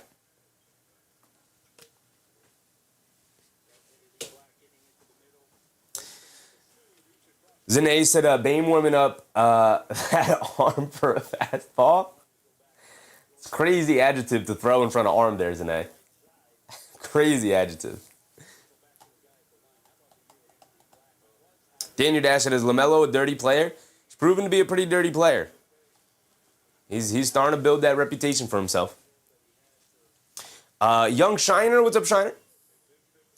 3 back in action, out now on all platforms. Shout out to you, brother. Sons Jen said, I'm so happy you've come to share your new pokey knowledge with everyone. Oh, brother, I don't even want to know. I don't even want to know what the conversation is about. They call an off-ball foul with Franz Wagner trying to keep up with Paul George there. Feed of the Deer said, we need to play off of Paul George if we win today. Paul George starting to heat up here. A heavy dose of Paul George and Tyrese Maxey should do it for the 76ers here tonight. Paul George leans in, puts up the mid-range shot, can't get it to go over Bane. Was trying to hit the swing-through move to draw the foul. He didn't get the foul, and instead missed the jumper. De Silva, pass fake, driving to his right, down the lane, throws a lob up top, gets knocked out of the air by Drummond. Great defense for the 76ers, and in particular, Andre Drummond there. And Paul George will bring it down against De Silva. Paul George has it up top. De Silva testing that handle. Paul George holding on to it. They get over to Edgecombe up top, being guarded by Bane. Edgecombe, jab step, coming to his left, pulls it back out, dancing with it, crosses over, step back, mid-range, fall-away jumper. VJ Edgecombe got it to go. What a step-back shot. Also, Anthony Black didn't knock down his free throws, so it's 36-31. 9:20 to go. Franz Wagner catches it on the run down the lane, lefty layup pass, Drummond can't get it to go, but Taze comes flying in with a two-handed putback slam. 36-33, 9:10 to go here in the second quarter. Here comes VJ Edgecombe, in and out dribble, driving to his left, down the lane, hesitates, puts up the jumper off glass, can't get it to go, but they call a double dribble on VJ Edgecombe there. Do we want to count a double dribble with a travel? Do we count double dribble and travel as the same thing? I mean, it's technically 2 separate calls. I'm going to need a ruling on this from the chat. I need a ruling on this. Mark said travel. I need a ruling. Is a double dribble still a travel? I got Mark saying yes. Keenan Hara said traveling. Fear the Deer said no. Fear the Deer said no. Zane said yes. Double dribble is a travel. Travel? All right, we got more travel. I think you guys just want the bingo spot. We'll give it to you. Bane with the pull-up jumper, can't get it to go. Drummond with the rebound. Another rebound for Drummond, by the way. Drummond up to 5 rebounds already, 4 and 5 for Drummond. The Drummond double-double looking decent. Euro steps down the lane, throws up a wild floater attempt, can't get it to go down. Here comes Banchero bringing it down. Driving to his left against Edgecombe. Bullying his way in the paint, throws up the floater looking for the foul. Battle for the loose ball rebound, knocked out of bounds. Off of Bataze, it's going to go back to 76ers. Great fight right now under the boards. JP Drums, what's up, Drums? Daniel Dash said separate, no travel is different. Keenan Har saying it's a travel. We got more people saying travel. Like I said, Nemar saying travel. You guys, I think, just want the bingo spot, but I'll give it to you. We'll go with travel on it. I'll update it in a minute. Edgecombe gets it over to Paul George. Paul George up top being guarded by Jamal Cain. Crosses over to his left. Gets it over to Drummond. Swings it out. Quinn Grimes, right corner 3. Beautiful ball movement, but Grimes can't get the 3 that goes down. Hits the front of the rim. Bounces over the backboard. Ball back to the Magic. Keenar said, I sort of group discontinues, carry, and steps together. All undercalled. They are all undercalled for sure, especially the carry. Carry is the most undercalled move in the NBA. Even more than the travel. Suggs has it up top. Gets it over to Banchero. Banchero hands it off to Kane. Kane gets it back to Banchero. He's got space. He's going to use it to shoot the jumper. And he's going to come up short. Bataze, the offensive rebound. Gets it out to Suggs. Suggs, right wing 3, no hesitation. Too strong, can't get it to go. Rebound to Grimes. Here comes Quinn Grimes bringing it down the other way. Under 8 to go. Grimes on the right wing. Dancing with it. Crosses over. Pulls it back. Step back. Gets it up top to Paul George. Paul George. Coming to his left off a screen. Over to Grimes. Grimes out of the corner. Attacking to the rim. Layup. Got it to go for Quinn Grimes. End of the foul for Q Dot. And Grimes will go to the foul line for one more. Angela Harding with the Bangela.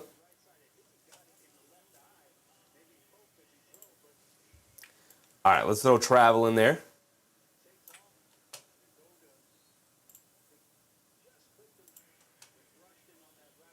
Bump and bump.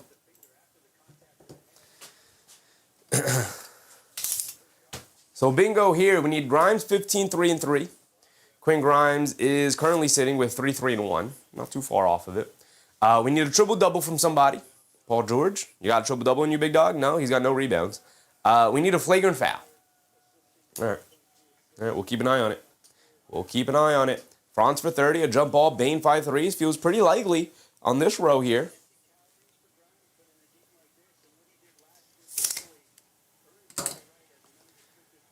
Grimes does knock down the and one free throw, so it's 39 to 33. Suggs up top, slip pass to Banchero. Extra bounce pass to the cutting Anthony Black, who just could not hold on to the pass. It was a nice pass. Hits your hands. There's too much mustard on the hot dog, and it slips right through his fingers. And now here comes Philly bringing it down off the turnover. Edgecombe on the right wing being guarded by Suggs. Crosses over to his right. Mid-range pull-up jumper. Edgecombe can't get it to go. Rebound to Jalen Suggs. They're going to need Suggs to give him something here tonight. He's been very quiet. Jalen Suggs with 0 points, 2 boards, and an assist. Not good enough.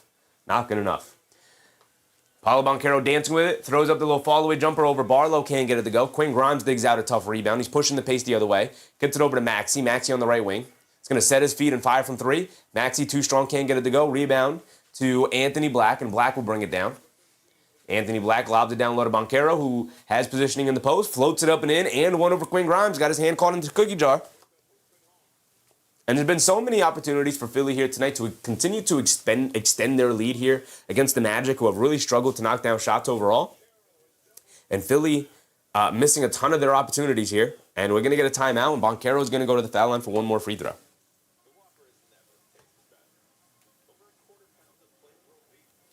Kanahara with a wild comment, brother.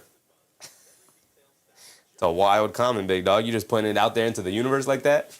He said, I saw Sofia Vergara and a Carmen Electra and I dojoed. Crazy, brother. That's crazy. Just threw that out there. Dan Johnson, what's up, Dan?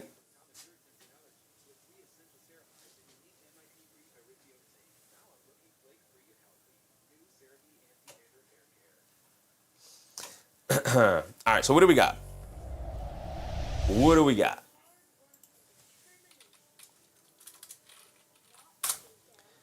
Bump, bump, bump. What is looking possible here? So we have Banchero for 10 points already. I have him up here for 30 points. We have anybody double-double? Just Drummond double-double. Just Drummond double-double. I also have Drummond up here for a 3-point shot, which is fun. Suns Gen said everyone in trouble today.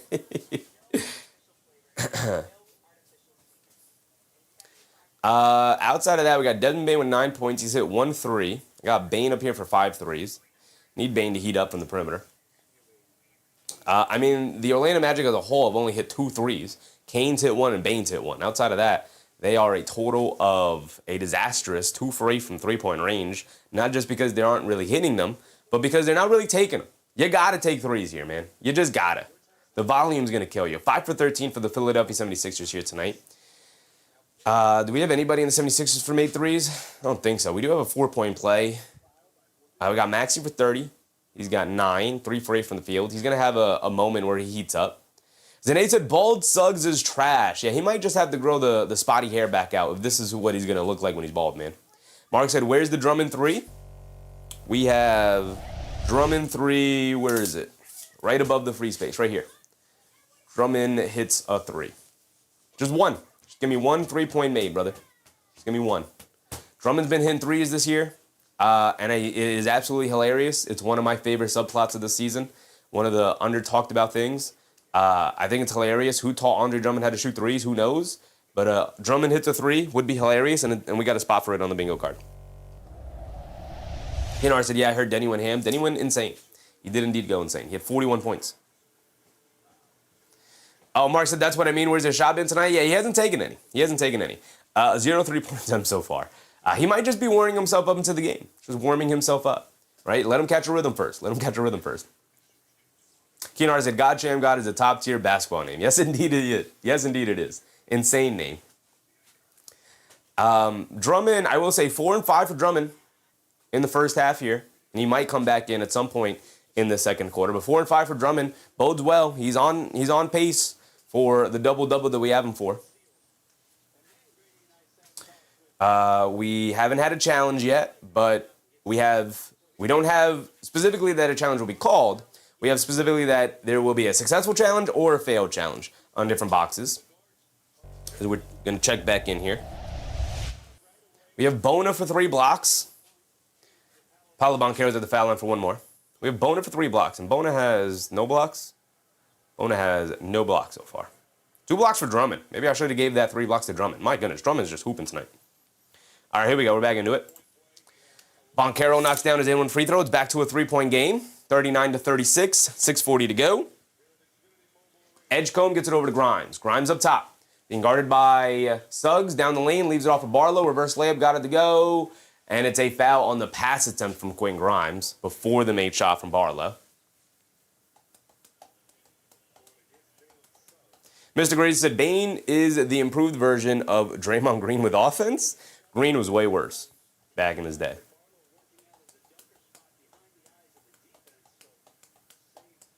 Keenar said, I did have Portland over 34.5 wins, but I didn't see the Suns coming.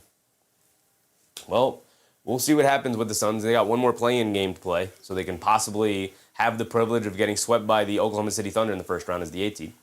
Edgecombe has it up top, step back, pump fake, puts up the deep mid-range shot, can't get it to go. Rebound to Bane.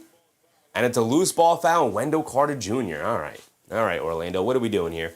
What are we doing? Zane said, wait, Franz 30? He's not playing right now? He's not in the game right now, no. Franz Wagner not in the game right now. They get it into Barlow, and then Barlow throws it away. So after all of that, Barlow just tosses it out of bounds.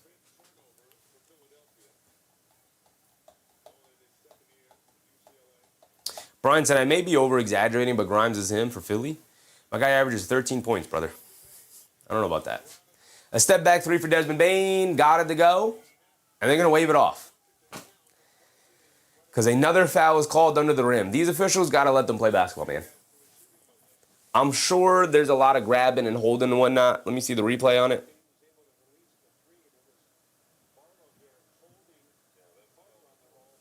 Yeah, it's a foul, but you got to let this go. Let them play basketball, man. This is not a regular season game. It's a playoff game. Let them play. Brian said not about averages at this moment.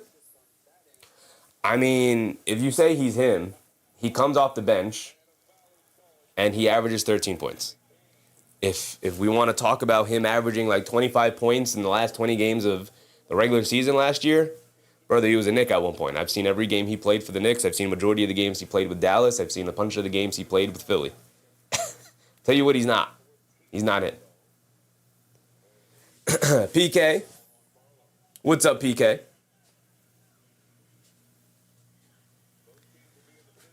Suggs gets it into Banchero. Both teams with 4 fouls in this quarter. We have half the quarter to play, so the next foul will put either team in the bonus. So we got free throws for every other foul going on now. Bane gets into the lane for the lefty layup. 6 minutes to go. Halfway through the second quarter. Officials gotta take the whistles out of the mouth right now, man. Let these teams play basketball. Maxey on the right wing, gets it in the corner to Edgecombe, back to Maxey. Maxey's been pretty quiet in the second quarter in particular. Maxey coming to his left off the screen, pulls it out, crosses over to his left, back to his left, step back three for Maxey. Got it to go for Tyrese Maxey. There you go. Right on cue. Here comes Bane bringing it down, looking for an answer. Bane over to Banchero. Banchero, pass fake, gets it over to Bane. Bane being guarded by Grimes. Jab step, coming to his left off the Carter Jr. screen. Left, pump fake, inside pass to Jamal Cain, cutting behind VJ Edgecombe, who just lost track of him. Rookie moment for VJ there. It's a 2-point game, 42-40, with 5:20 to go. Maxey coming to his left, puts up the mid-range shot, can't get it to go. Rebound to Jamal Cain. Cain playing well. Jamal Cain playing well, I'll tell you that. Here comes Banchero bringing it down, dancing with it against Barlow, spins off of Maxey on a switch, driving to his left, ball knocked out of his hands, but a foul is called with 5 minutes to go.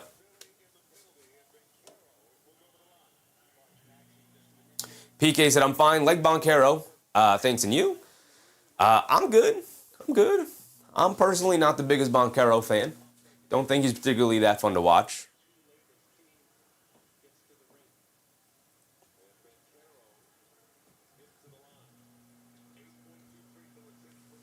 Five minutes to go here. Banchero misses a free throw. He's got one more coming.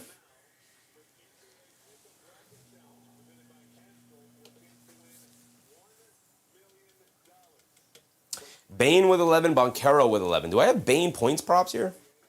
I know I've got Bane for 5 threes. I don't think I do. I do not. Do we have technical difficulties again? Don't tell me we got technical difficulties again, Amazon Prime. The screen went black. All right, we're back. And it looks like Banchero missed both free throws and Oubre wrestled away a rebound. Edgecombe has it up top. Hands it off to George. Paul George hands it off to Maxey. Maxey being chased by Suggs. Coming to his right, down the lane, leans in the paint, swings through, gets caught in the air, almost throws it away. Edgecombe knocking it loose, picks up the loose ball, tries to get over to Drummond, gets stolen by Suggs. It's a 3-on-1 fast break. Over to Jamal Cain, down the lane, leaves it off. Banchero, two-handed slam. Great fast break there. Great 3-on-1 fast break. Paul George, lone defender, defended it as well as he could. Maxey on the left wing, coming to his right off the Drummond screen, kicks it up top to Paul George. Paul George swings it over to Edgecombe. Edgecombe, jab step, coming to his left, dancing with it and pulls it out. Edgecombe gets it to George in the post, steps back for this fall-away jumper out of the high post over Bane, got it to go. And here comes Suggs, bringing it down. Suggs, pass fake, gets it over to Banchero. Banchero up top, jab step, coming to his left, down the lane, in the paint, gets caught in the air, no foul called, out of bounds. It's going to stay here with Orlando, though.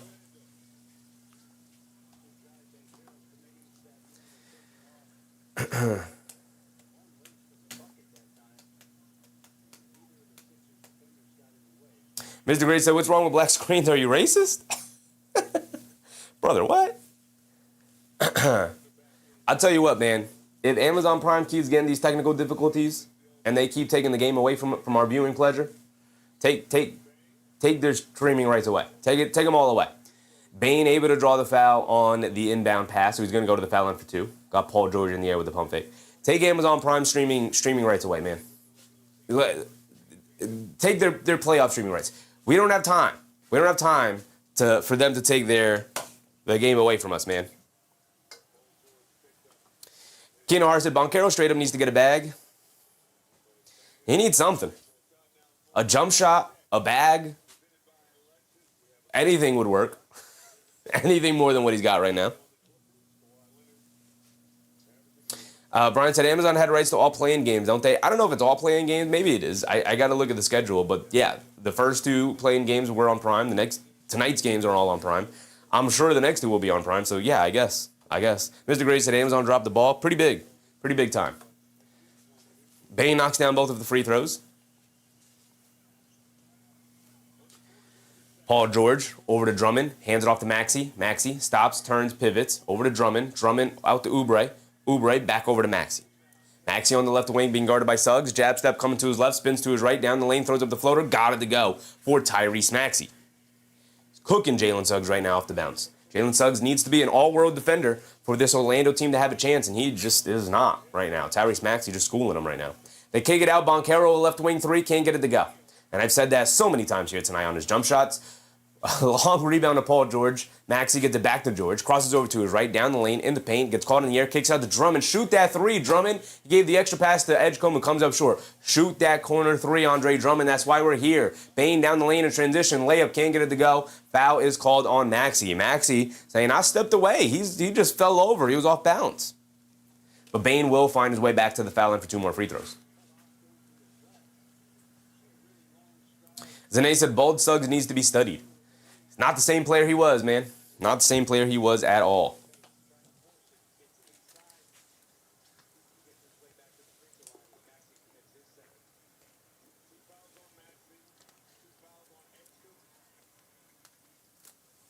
Mr. Greatest said, I like Amazonians. What's going on in the chat tonight, man?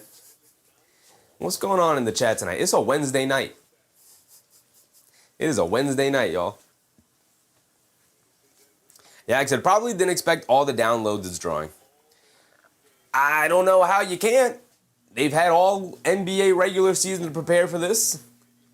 They knew, on average, the amount of people who were going to be on their stream. They're literally one of the most profitable platforms in the world. You got the resources to make this happen, man. Stop cutting our games off. Oubre with a nice drive to the rim off the handoff gets the layup to go. Off the 2 made free throws from Bane. So it's 48-46, 2:50 to go. Carter Jr. gets it out to Bane, coming to his left in the mid-range, steps back, fall away mid-range shot for Desmond Bane, rattles it in over VJ Edgecombe, who's been very quiet tonight. The rookie's not showing up in the All-Star game here. And the All-Star game. Rookie's not showing up in the playoffs here. Maxey down the lane gets tripped up, trying to split the defense.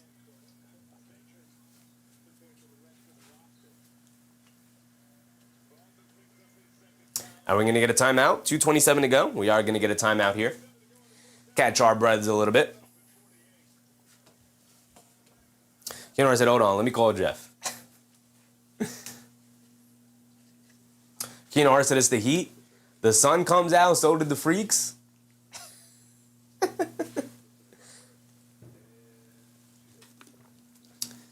The freaks were in hibernation.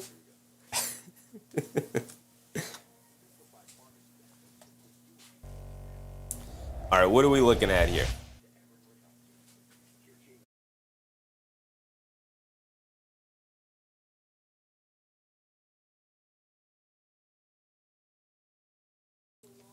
I had a sneeze loaded up and it just went away, man. One of the worst feelings in the world. Had a sneeze loaded up and it just went away. Banchero does have 13 points. It's taken him 11 shots to get there, but he does have 13 points. 13 points, 3 boards, 2 assists for Paolo Banchero. Franz Wagner with only 2 points tonight. Highly doubt we're going to get 30 from Franz, unless he goes crazy in the second half here. 2 points for Franz Wagner, 1 for 3 from the field. It's just not... Come on, brother. 3 attempts. Desmond Bane up to 17 on 8 attempts. I mean, Desmond Bane's out there hooping. He's been here before. He has playoff experience. I mean, so does Wagner and Banchero. But, man...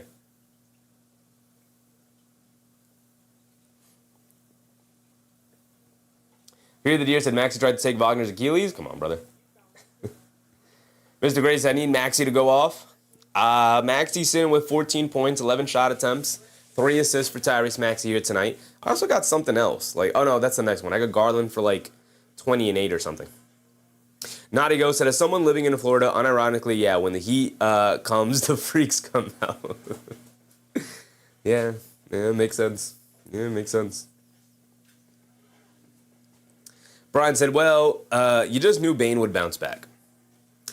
Bane has playoff experience, pretty hefty amount of playoff, right? He's had what? He has 2 playoff series under his belt, right? With the Memphis Grizzlies, I think. But Franz Wagner, 2 points tonight is just not getting it done, brother. 2 points? He's been invisible tonight. He's been completely invisible. Paolo Banchero with 13, 3, and 2. We could say what we want about Paolo and his decision-making and his shot attempts. At least he's trying. At least he's putting up shots. You know, at least he's going to go down swinging. Maybe that's part of his worst qualities is that he loves taking his shots and pretty low-quality shots. But Franz Wagner, 1 for 3 from the field. That's a tough look, man. It's a tough look. Brian said we didn't expect or plan on Franz to play. He's injured. He played the last couple of games of the regular season in preparation for the play-in, for the playoffs. If you're not ready to play, get off the court, brother. 2 points, 1 for 3 from the field, 0 rebounds, 2 assists, almost no impact on the game, then get out of here. Brian said you weren't paying attention? Sure, brother. Wendell Carter Jr., 1 for 5 from the field, the rough look too. They're just outside. And Jalen Suggs, 0 points, 0 for 3 from the field, 2 rebounds and an assist. Man. KNR said, nah, Magic do need Franz Wagner to win. They do. He's the best player. When healthy. Maxey knocks down the first free throw. Clearly not 100%, but he's been playing. Yak said, when Philly loses tonight, we get the dirty team matchup, Hornets versus Philly. I don't know if Philly's going to lose tonight. Not with the way the Orlando Magic are playing. I have no faith and no trust in this Magic team whatsoever. Maxey knocks down both free throws, 2:26 to go, and Jalen Suggs will bring it down. Suggs has it up top. Being guarded by Maxey, crosses over to his left, and they call a foul on Oubre running through the Desmond Bane screen off ball there.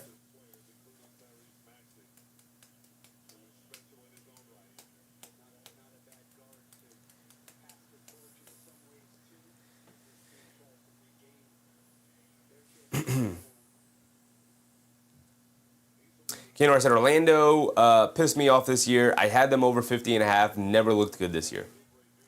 They looked good to start the year in November when they were playing extremely hard. And, you know, Franz Wagner looked phenomenal. Looked like he was taking the leap and then went down with the injury, and they haven't looked the same since.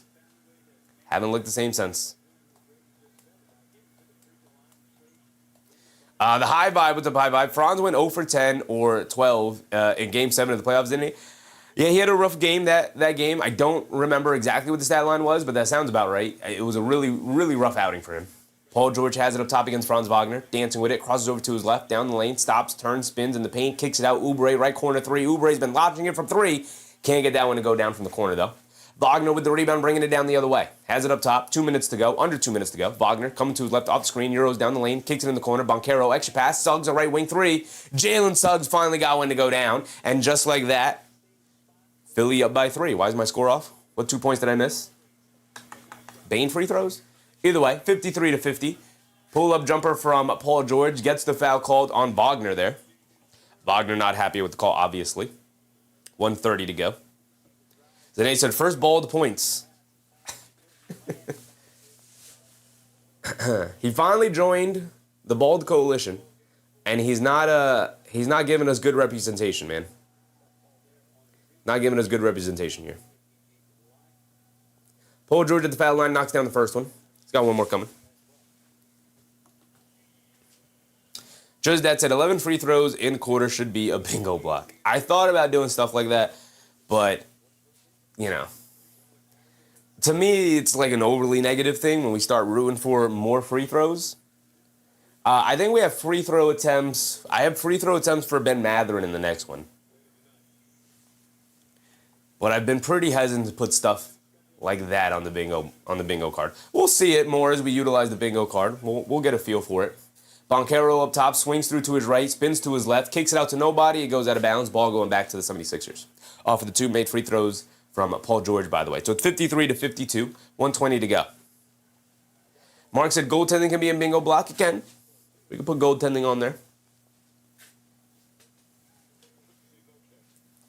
Maxey will bring it down for the 76ers. Maxey up top, coming to his right, being guarded by Suggs. Gets it over to Paul George, high post, being guarded by Kane, bullying his way to the basket, puts up the floater, got it to go over Jamal Kane. Paul George looking like Paul George tonight, I'll tell you that. Bane up top, dancing with it, steps back, swings it over to Suggs. Suggs swings through to his right, driving it down, kicks it out to Carter Jr., kicks it over to Paolo Banchero, back to Suggs, puts up the 3 on the quick catch and fire, comes up well short, rebound to Edgecombe, we're pushing the other way, Edgecombe turning on the Jets, spins down the lane, layup, got it to go, and the foul for VJ Edgecombe, spinning off of Jalen Suggs there. VJ Edgecombe just turning on the Jets, spinning off of him and drawing the foul and getting the bucket to go down. My goodness. Brian said, are you saying Ben and Mathering gets to the line with ease? I am indeed, brother. Keanar said, facial dunk for the bingo square. We do have poster dunk on the next one as well. We do have poster dunk.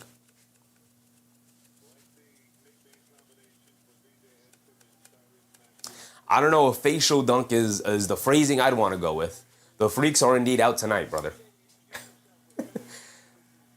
Drummond battling for the loose ball rebound after Edgecombe missed the 3. They get it back to Edgecombe left corner. Can't get it to go. Drummond with the rebound, and they call an over-the-back foul on Andre Drummond there. The ball will go back to the Magic, 56-53.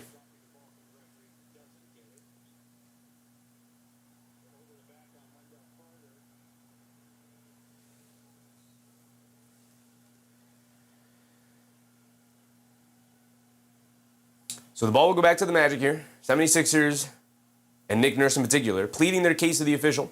They're not going to win that battle unless they're going to use a challenge here.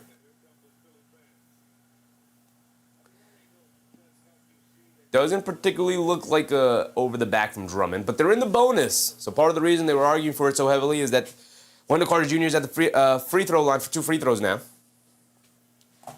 Just that said, PGA plays terrible defense. PG-13? PG-8. Who's PG-8? Oh, Paul George is 8 now. He's no longer PG-13. I never even noticed. Never even noticed. Carter Jr. knocks down the first free throw. He's got another one coming.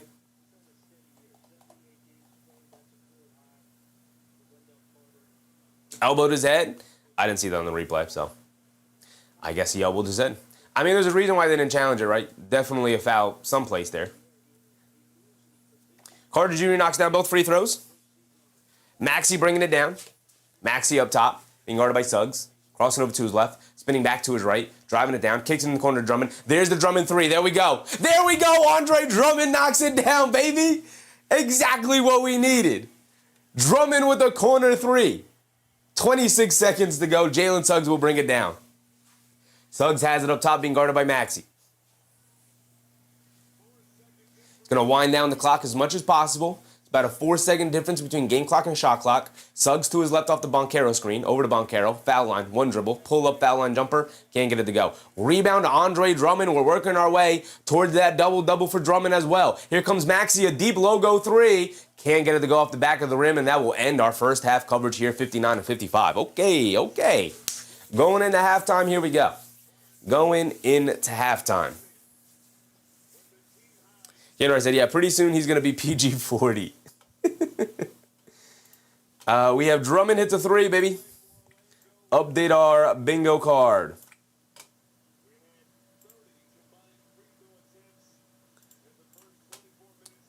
Drummond hits the 3, and that puts us right above the free space there. Where'd it go? Where'd the bingo card go? Where'd our bingo card go?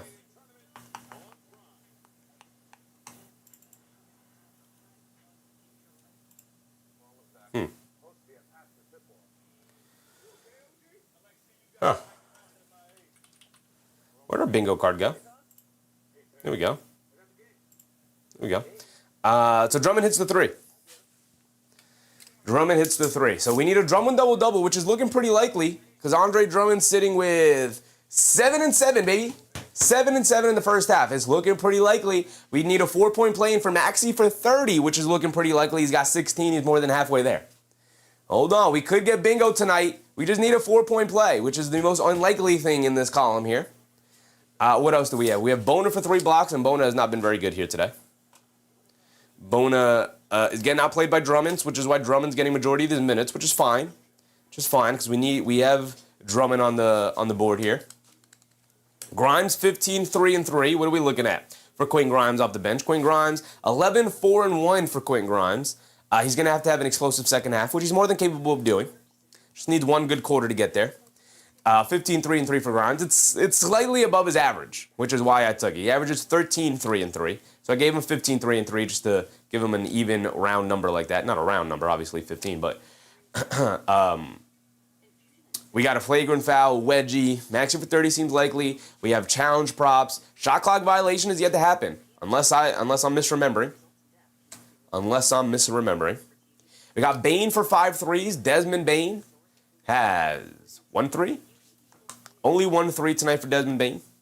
3 total threes for the Orlando Magic. They're 3 for 11 from three-point range. We also have Edgecombe for 20, and VJ Edgecombe has 6 points in the first half, 5 boards and an assist. He's trying.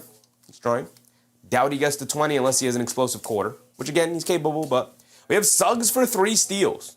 Figured Jalen Suggs guarding Tyrese Maxey tonight would be very heavily playing the lanes here. He's got 2 steals. Jalen Suggs with 2 steals here. So that one's looking pretty good. Jalen Suggs for 3 steals there. Anthony Black for 20 points off the bench. He's got 3. He's got 3 points off the bench in 10 minutes. So we're not getting this. I figured somebody's going to have to score here for the Orlando Magic tonight. Bane's got 19. Banchero's got 13. Nobody else has more than 5. And Jamal Cain's their third leading scorer with 5. This does not particularly bode well for them unless somebody can wake up here in the second half, because it can't just be Bane and Banchero. Just that said, last year was incredible run for the Knicks. Was great. Cat was great in the conference finals. He was good, man. He was good.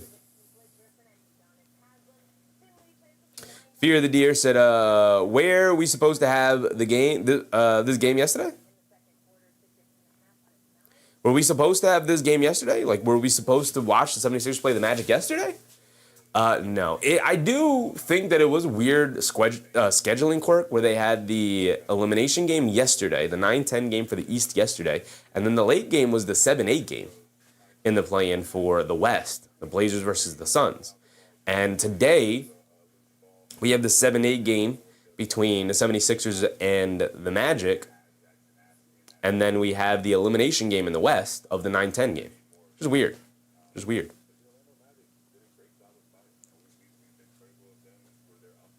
Fear the Deer said, VJ is doing better than, I assume you're saying Khan? VJ is doing better than Khan today? I mean, he's made more than 2 shots, right? He's only made 2 shots. VJ Edgecombe has made 3 shots. So he's already made more shots than Con Knipple the other night. Con Knipple was 2 for whatever he was. VJ Edgecombe tonight is 3 for 8. So yeah, he's already played and made more shots than Con Knipple did the other night. David Hodge Jr. said, yes, we were because Flyers were home. Oh, the hockey game? We had a hockey game yesterday. That is why I do remember that being something. That is right. That is right. That's why the scheduling has been weird. That is right. I forgot about that. Good point, guys. Good points. Brian said it was supposed to run parallel, but Hornets game, and this game ended up switching places. That's true. That's true. I completely forgot about that, guys. You're right. You're 100% right. Completely. I do remember people talking about that the scheduling quirk happened because the Philly Flyers had the arena scheduled for a game already. True. Very true. All right, so we have George for 11. What's our Paul George prop? 20 points. Looking good. Looking good. Oubre for 11. We have Maxey with 16. So a couple of guys showing up here. Oubre taking a ton of shots. He's taking 7 threes in the first half, which is a lot. It's a lot. Right? It's a lot of threes. Taking 7 threes. The Magic as a team have taken 11, and Kelly Oubre by himself has taken 7, right? Maxey's taken 5. So between two players, the Philadelphia 76ers launched up 13 threes, whereas the Magic are sitting with 11 as a team, which is just not going to get it done. You got to get the volume up there. Just that said, would be funny to have a basketball game on ice. I don't know how funny it would be, more so like you're not going to get much excitement. Angel A1 Drummond, what's up, Angel? Off the bench, Drummond with 7 and 7, which is great. Grimes with 4 and 1, which is not the worst thing in the world, but obviously not super great production. I thought he brought some solid defense as well. Dominic Barlow with 2 points, a rebound, a block, an offensive rebound, 3 personal fouls. Going to an 8-man rotation here. They're just not going to trust anybody else here tonight. Okay.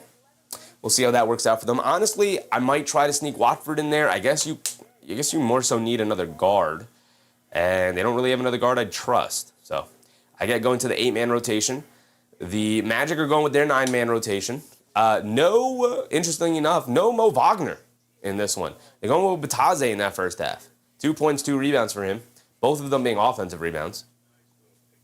De Silva with 4 points off the bench. Jamal Cain with 5 points off the bench. Anthony Black with 3 points off the bench. Just not really a ton of production all around for the Orlando Magic here tonight, outside of Desmond Bane and Paolo Banchero, who have a combined 32 points. They've scored more than half of Orlando's points so far here tonight. You're just going to need more from another guy. The Franz Wagner minutes have been pretty disappointing. He's only played 12 minutes tonight. Obviously, it makes you think he's not 100% healthy, but, 2, 1, and 2. It's not getting it done, brother. It's not getting it done. You're in a do or die, not really, because you have one more opportunity in the next game on Friday if you do end up losing. But you're in a situation where you got to win these games, man. You got to win these games. So you either got to show up and be like, yep, I'm playing, right? If you're playing, you're playing, right? If not, you got to go park your butt on the bench, man. There's really no ifs, ands, or buts about it. Suggs, absolutely atrocious here tonight as well. 3 points, 2 boards, 1 assist. I know he also has 2 steals. I know this team has dealt with a large quantity of injuries to very key important players like Wagner, like Suggs, this season in particular, as well as last season, but this season in particular. So I get it. These guys maybe not being 100% for this game, but brother, you're out there in a game situation where you could be out. You could be going home. You can't not help your team. If you are making the decision, I'm playing through the injury, I'm going to be out there, then you got to play through the injury. You can't just be a body out there. You can't just be, well, I'm out here, I'm playing. No, you got to show up, man. Right? Regular season, I wouldn't be going off like this. Regular season's regular season. But in a playoff-like situation, if you're going to make the decision, I'm going to play through this injury, then you got to play. You have to contribute, right? You can't just be like, well, I played through the injury. No, man, you got to contribute. And if not, then you got to have your minutes limited. At least Franz Wagner's played 12 minutes tonight, right? If he is hobbled with an injury, if the injury still isn't fully healed and he's ready to go. He's only played 12 minutes. Jalen Suggs, you're playing regular minutes out there. You played 16 minutes in the first half, and you got 3 points out of it. That ain't getting it done, man. 2 rebounds and an assist. That ain't getting it done. You're giving the ball to Banchero, you're giving the ball to Bane, and you go and stand in the corner. That's not good enough. That's not good enough in this game. Jamal Cain has been more impactful here tonight than Suggs or Wagner. And that's a problem for the Atlanta Magic tonight, right? Cain has been their best player off the bench. That features Bataze, Black, and Silva. And that's a problem. Shout out Jamal Cain, playing well. But that's a problem. That's a problem. Anthony Magalona. What's up, Anthony? Where's Bona? Adem Bona got the start, played 7 minutes tonight. 2 points, a rebound. Andre Drummond's just played far better than him tonight, so he's got majority of those minutes. Bona played 2 minutes, while Andre Drummond played 7. Played 7 minutes. Also knocked down a 3. 7.7 boards for Andre Drummond here tonight. Drummond with 17 minutes. Kelly Oubre, 11 points. We talked about him shooting a ton of threes, 3 for 7 from 3. He's taking the open ones. One of the things I respect about Kelly Oubre is he'll take them. He won't turn down open threes. He's a pretty inconsistent shooter. He's an okay shooter. can be very inconsistent, can swing wildly where he makes a bunch in a row and then misses a bunch in a row. 3 for 7 from three-point range. We'll take it. We'll take it. It's good. It's a good number to be at. 7 3-point attempts on 9 total attempts in the first half is a lot. That is a lot. The volume is up there for Oubre. But again, the game plan for the Magic in that first half was we'll rotate off of Kelly Oubre, right? We'll rotate to Paul George. We'll rotate to Maxey. We'll cover up the paint. And we'll rotate over to Edgecombe. And if we're going to dare anybody to shoot, it's going to be Kelly Oubre and also probably Edgecombe. And Oubre is he's just not going to give those shots up. He's got ultra confidence in himself. He's lighting it up. He's lining it up, and he's knocking a couple of them down. 3-7 from three-point range. You take that any day of the week. That's a good number to be at. Fear the Deer said, Cheppy, the 8th man should be 40-year-old Kyle Lowry. I mean, it'd be the 9th man. 40-year-old Kyle Lowry. I don't know if I'd throw him out there. He's in the Udonis Haslam role of he's pretty much an assistant coach at this point. Brian said, don't forget Q Grimes. I mean, there's not much to say about Q Grimes. 11 minutes, 4 points, 1 for 3 from the field, 4 boards and an assist. Some solid defense from Grimes. I thought he had some nice contributions, but, shot making is at a premium so far here tonight. It's been 4 players making majority of these shots between Banchero, Bane, and Maxey and George. And oftentimes, a lot of these games can come down to whose star is going to show up and be a star tonight. I think both teams have had at least 2 players step up between Maxey and George and Bane and Banchero.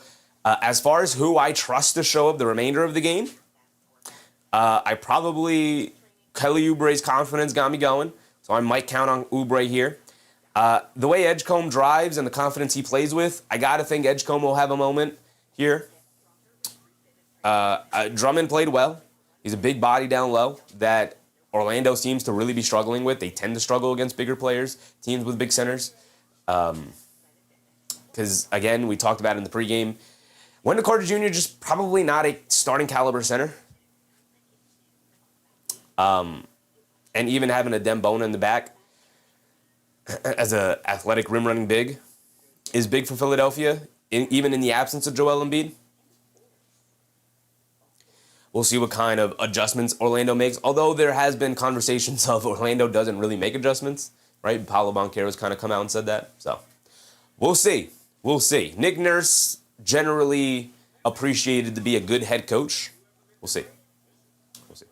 Zane said the Magic need Tibbs. They might, because the culture seems to be crumbling a little bit after it felt like they were establishing a really nice culture there. They might. I don't know. They also might need like a fresh offensive-minded head coach, though. Like, I think, for the most part, they had been building a nice, solid foundation, which obviously seems to be crumbling this year, with their culture. A hard-nosed culture and whatnot. But I think at this point, they might need, like, an offensive ingenuity out there, because these sets that Orlando runs offensively is rough. Man, they're rough to watch. There's no creativity. It's really simple swing passing and replacing. Like a really simple motion offense of just swing it to one side, cut through, come out to the other end, and then run a pick and roll off the cut. And it's just, all right, man, this is like high school level offensive sets. And, in the NBA, you don't typically need like really complicated sets. You don't. You just need, talented basketball players to play off of them. But, man, sometimes you need a really nice play drawn up. And I can't remember the last time I saw Orlando come out, drop a really nice play, and go, ooh, look at the play they just drew up there, right? Madara was a Madara. Heat coacher is just sprinting around the court like it's a high school team. Not going to work out. I mean, it didn't work out. They're now eliminated, brother. Brian said, but if Orlando were healthy, it would be different. We can't keep saying that. This is like year 3, definitely year 2. Last year they had the same excuse. If this were, we've been saying that year after year with this Orlando team. Are we going to have to wait another 82-game stretch to see if they make it healthy for a playoff run next year? I mean, we've been saying that about Philly for forever, but at least Philly's made the playoffs. At least Philly's in there. At least Philly hasn't imploded on itself. Brian said, we still get 2 healthy teams going at it sooner or later. To your point, Brian, we've talked about health in the pregame. We've talked about health all night long. Joel Embiid's not playing. Find a way to win. They're without their second best player. Find a way to win. Find a way to pull that one out. I also can't take this Orlando team seriously when they lost to the Celtics G League team the last regular season game, in which it was a game that they needed to win, man. They needed to win that game. By the way, Amazon Prime's broadcasting is so bad that instead of showing the game, is that the game? Is the game back? The game is back. Instead of showing us the game, instead they're going to show us an interview with Kelly Oubre. Man, come back from commercial break sooner. So Bane knocked down a shot that we didn't get to see because they were too busy showing a Kelly Oubre pre-recorded interview that they did at halftime there. They had to sneak in as many commercials as possible, man.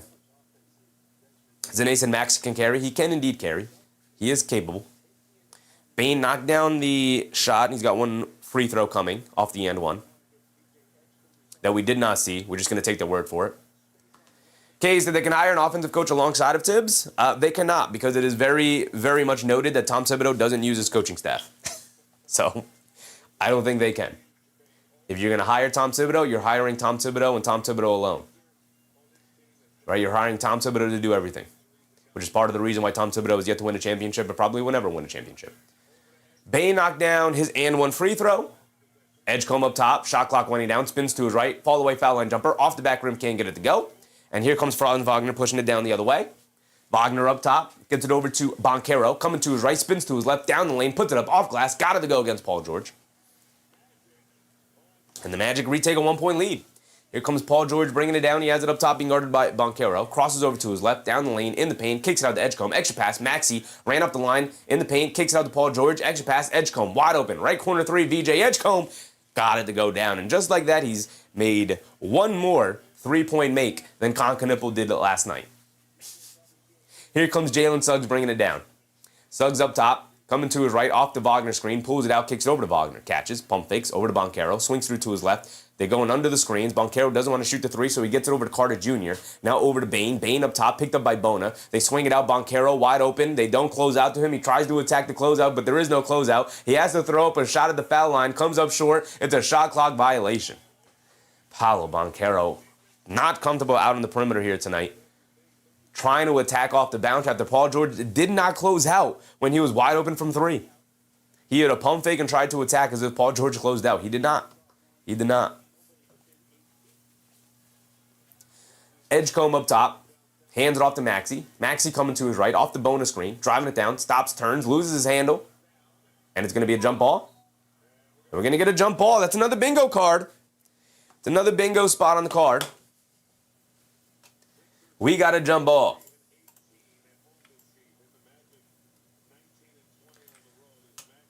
So far, we've had a jump ball every single game that we've done this in. Jump ball it is.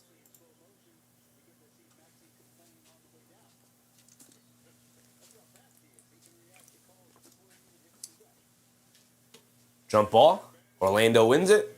That was Carter Jr. versus Maxey. Carter Jr. wins it pretty easily. Here comes Bane, crossing over to his right, picks up his handle. Bane gets it out to Wagner. Wagner coming to his right, pulls it back out, spins, gets it over to Bane. Bane, baseball pass over to Banchero, who still doesn't want to shoot the three. 10,000 jab steps, and then kicks it over to Wagner. He's got to create with the shot clock winding down, puts up the step back three off the back rim, can't get it to go. VJ Edgecombe a rebound. My goodness, what kind of decision making is that? Edgecombe turning on the Jets, Euros down the lane, throws up a wild shot looking for the foul, doesn't get it, gets knocked out of bounds. It's going to go back to Orlando, I believe. Montreal, mighty Montreal, what's up, Montreal? The Magic game plan, pass to Banchero, good luck with that. Yeah, it's not worked out, man. It's not worked out at all. They did call the foul for Edgecombe. He's at the foul line for 2 free throws.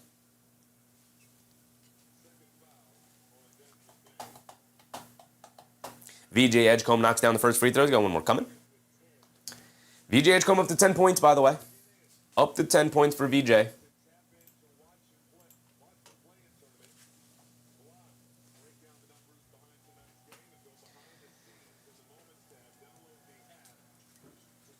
VJ Edgecombe knocks down both free throws. 11 points for VJ. I have him for 20, right? 20's on the table again. 20 is just like that on the table for VJ Edgecombe, baby. Bona and Carter Jr. getting tangled up a little bit. Nothing called. Ref's just trying to put a stop to it early. Here comes Jalen Suggs. Suggs has it up top, being guarded by Maxey. They get over to Wagner, being guarded by Oubre. Wagner coming to his right, driving it down in the paint. Scoop lay with the right hand, gets blocked by Bona in the paint. Bona trying to save it, knocked out of bounds. It's out of bounds off of Carter Jr. Bona pulled his hand away at the last second, allows it to go out of bounds. It's going to go back to Philly. Smart move for Adem Bona there. Here comes Maxey bringing it down. He adds it up top, coming to his right, crossing over to his left, driving it down, leans in the paint, steps through, kicks out to Oubre. He'll line it up from three. He is not bashful, and he knocks it down from three. Kelly Oubre now 4 for 8 from three-point range, 50% shooting on 4 made threes. Pretty fantastic outcome for the 76ers here tonight. 7-point lead for them. Carter Jr. has it up top, loses the handle. Maxey hits the floor, got hit in the face. They swing it over to Wagner. They're trying to take advantage of a 5-on-4. Wagner down the lane draws the foul. It's going to the foul line for 2. Maxey's still on the ground. Seems fine now, but he's wondering where the offensive foul was. He got smacked in the face. See the replay on it? Ooh, yeah. Incidental contact, they rule. Not enough for a foul. Tay Cowboy said we didn't hit yet. Not yet. No bingos yet. Although we're gonna wait to it. We're not off. We have a couple opportunities here. Franz Wagner knocks down the first free throw. Brian said the loser of this game will host Charlotte on Friday. Yes, indeed. Yes, indeed.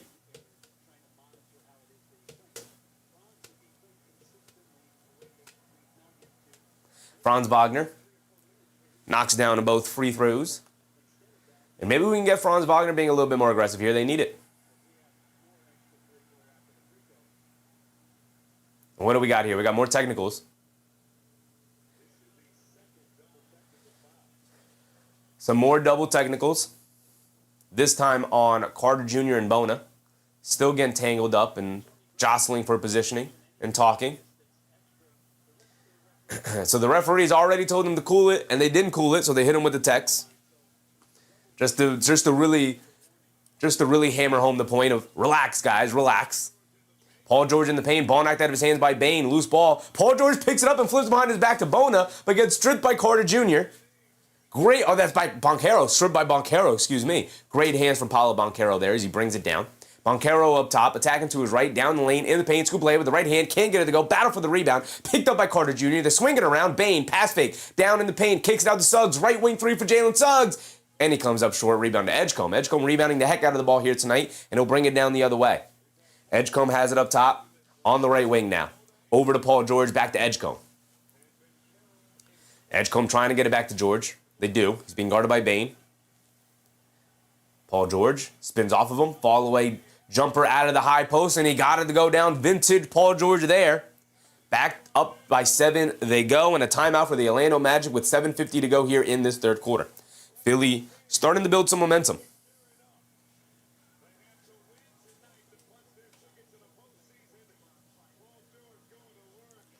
Brian said Banchero has to finish those bunnies. I mean, 6 for 15 from the field. He's got 15 points on 15 shot attempts. That's not good. It's not good. Zane said Bane looking like the best player in Orlando. Definitely the most confident player in Orlando here today. 22 points on 9 shot attempts with 3 assists. Wagner with 4, 2, and 3. Banchero with 15, 4, and 3. Brian said Edgecombe playing Drummond's role tonight. I mean, Drummond's also playing Drummond's role. He's got 7 and 7 off the bench. But Edgecombe right now with 11 and 7 for himself. Really nice night for VJ Edgecombe. Trying to do all the little things, even if the jump shot's not necessarily going down for him. Although he has hit a 3 now in the second half.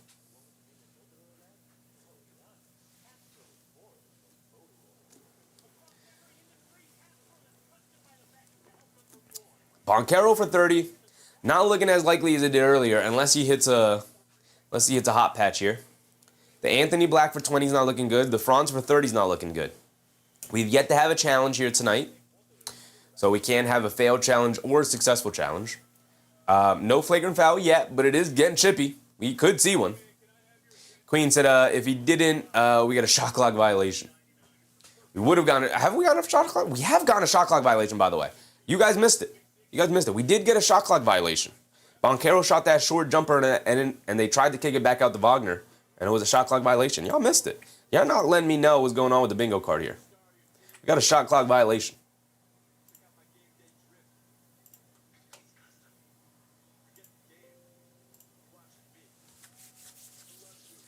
Zane said, Pablo under 40% shooting.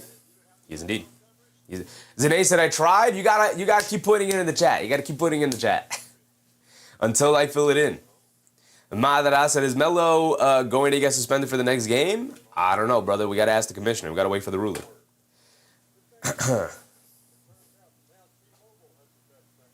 George for 20 points also looked pretty likely. He's up to 13 on 5 for 10 shooting. Brian said, you knew Bane was coming with his best. I mean, you had a good feeling considering what he's done throughout his career with the Memphis Grizzlies before coming to the Orlando Magic. He has really good playoff games under his belt. He has a lot of high leverage games in general under his belt, at least. Whereas Banchero and Wagner have both, for the most part, kind of struggled in the playoffs. I know people have kind of pointed to Paolo Banchero having some really good playoff games, and he has. He has, but... Fung Pei said, sorry, Chevy, I've been translating Italo Calvino's Campo de Mine line by line. Appreciate you for that, big dog. Appreciate your work. Appreciate your work.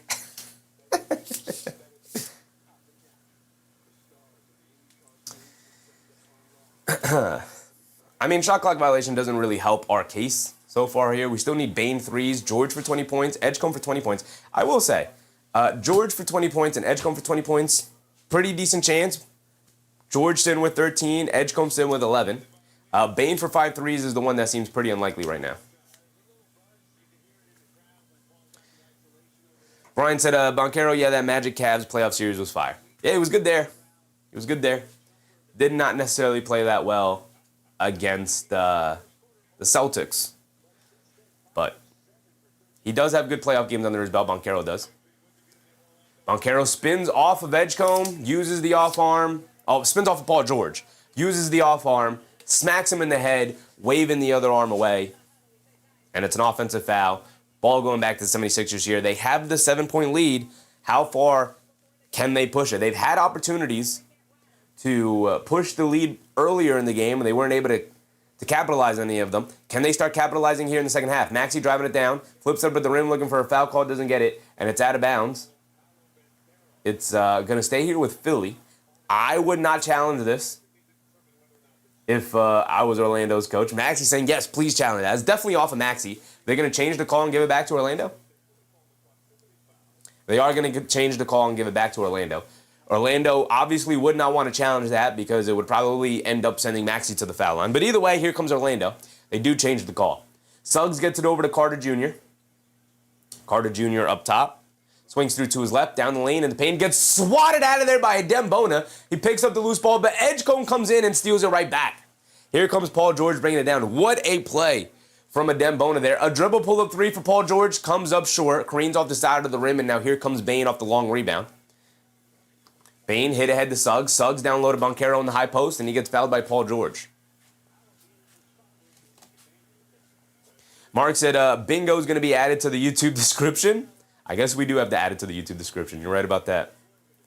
Ian Parkins, what up, Ian? Will Embiid play at all in the playoffs? Obviously, depends on how far the 76ers can make in the playoffs. I'm just going to go ahead and say probably not. Carter Jr. gets it over to Bane. Bane coming to his right, steps back, swings it over to Banchero. A right wing three for Banchero, and he comes up short as he continues to miss fire from the perimeter on any of these jump shots he's taken tonight. Here comes Edgecombe pushing it the other way. Edgecombe with a little pep in his step. They get it over to George.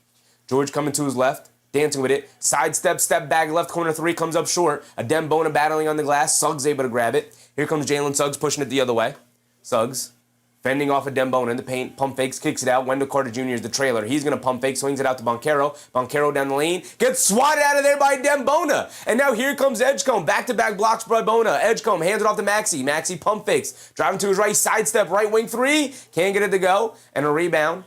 Gets knocked over to Suggs, and Suggs will walk it down the other way as we approach the halfway point of this third quarter. And again, we just talked about it, Philly having multiple opportunities to extend this lead and coming up short on a couple of step-back threes. Maybe just get the best basket you can get, guys. Suggs has it up top, directing traffic. Coming to his left off the Carter Jr. screen, a pull-up three. Jalen Suggs off the back rim, can't get it to go. A Dem Bone of the rebound. And now here comes Maxey bringing it down the other way. Maxey has it up top. Directing traffic. Spinning, coming to his left off the Oubre screen. Maxey dancing with it, coming to his right down the lane, throws up the floater. Got it to go down for Tyrese Maxey. Largest lead now 9 points for the Philadelphia 76ers with 5:30 to go here in the third. Bane has it up top, being guarded by Maxey. Coming to his left off the Carter Jr. screen. Step back, pump fake over to Suggs. Suggs driving to his left. Ball knocked out. And they call a foul on Tyrese Maxey, who's very upset, very adamant that he did not commit a foul there. And it's his third foul. And it should be side out of bounds. Neither team in the bonus here. But his third foul is rough.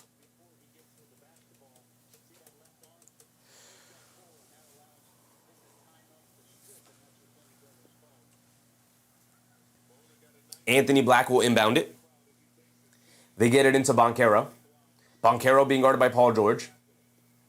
Banchero, jab step, turns, coming to his left, driving it down on Paul George. On the left wing, attacking to his right, shot clock winding down. Paul George knocks the ball loose. Edgecombe picks it up. Euros down the lane, layup got it to go for VJ Edgecombe, and then stares down Suggs. Uh-oh. Chippiness. Nothing called. VJ Edgecombe going chest to chest with Jalen Suggs. And the Magic not happy. But they're getting big boyed right now by Philly, and there's a lot of pushing and shoving, a lot of talking. And now they're gonna go to the scores table and look at some reviews of whatever. Zane said VJ letting the bald ones know. Hey. Jalen Suggs not a good representation of the bald coalition right now. So Mark said commercial break. They're gonna send us to a commercial break instead of getting to see what the fracas is all about. Not much was happening anyway. Both teams kind of just being like, hey, just pointing at each other, being like, hey. There's a whole lot of that going on. Just right?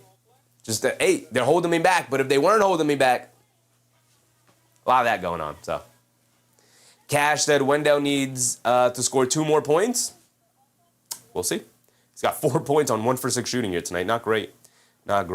Edgecombe, by the way, up to 13. Maxey up to 18. Paul George up to 13. Some of our props looking pretty good. I'm not gonna lie. BMR boy, what's up, BMR? Banchero is ensuring his coach is going to get fired in the offseason. 6 for 17 from the field for 15 points, and a play-in game is rough, man. It's a rough night. Brian said it's more than that. We'll see. We don't know because they sent us to commercial. Cash said over 223.5. The shot making has not been very good. Just that's the Sixers taking over. They're up by 11. Up by 11.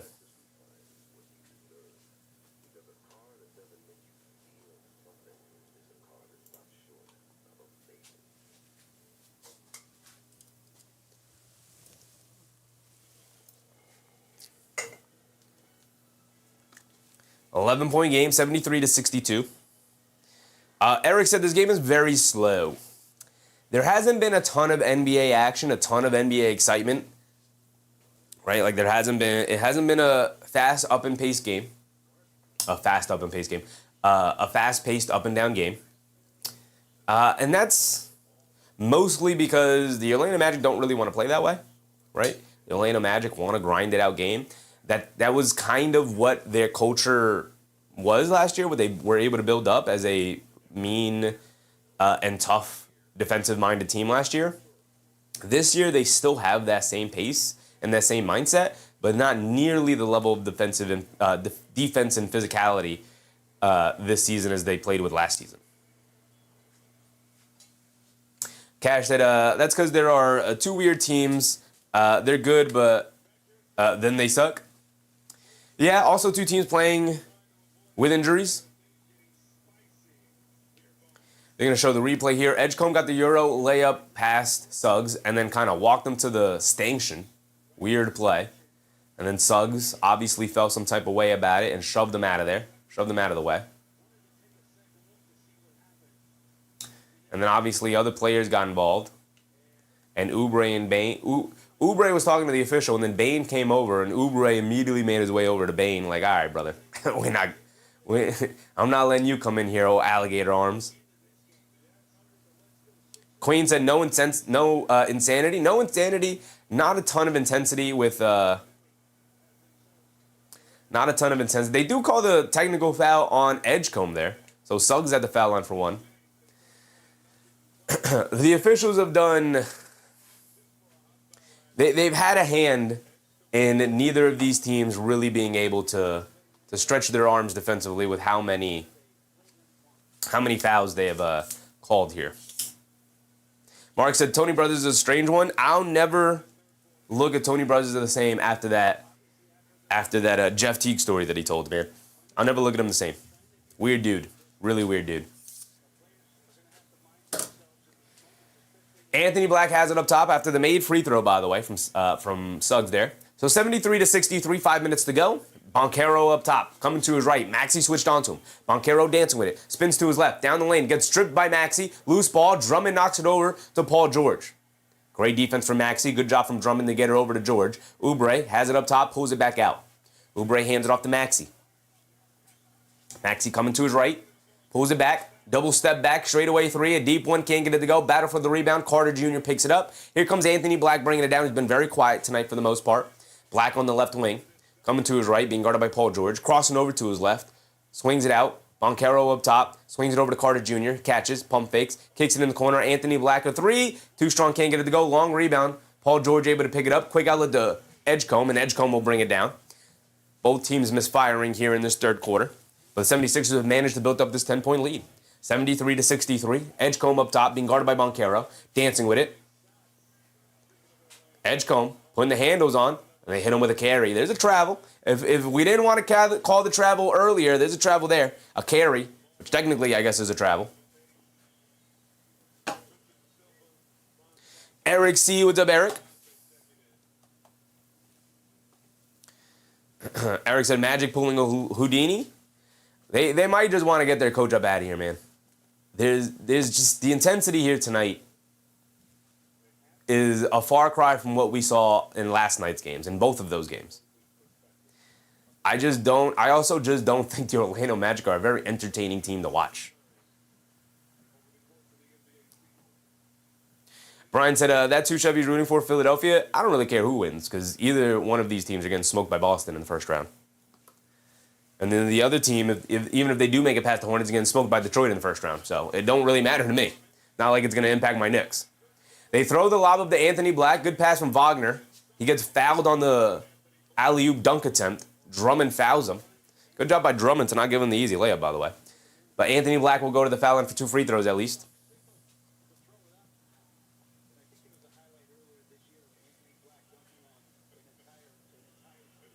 Brian said the Magic weren't even supposed to be here. Like in the play-in? Yeah.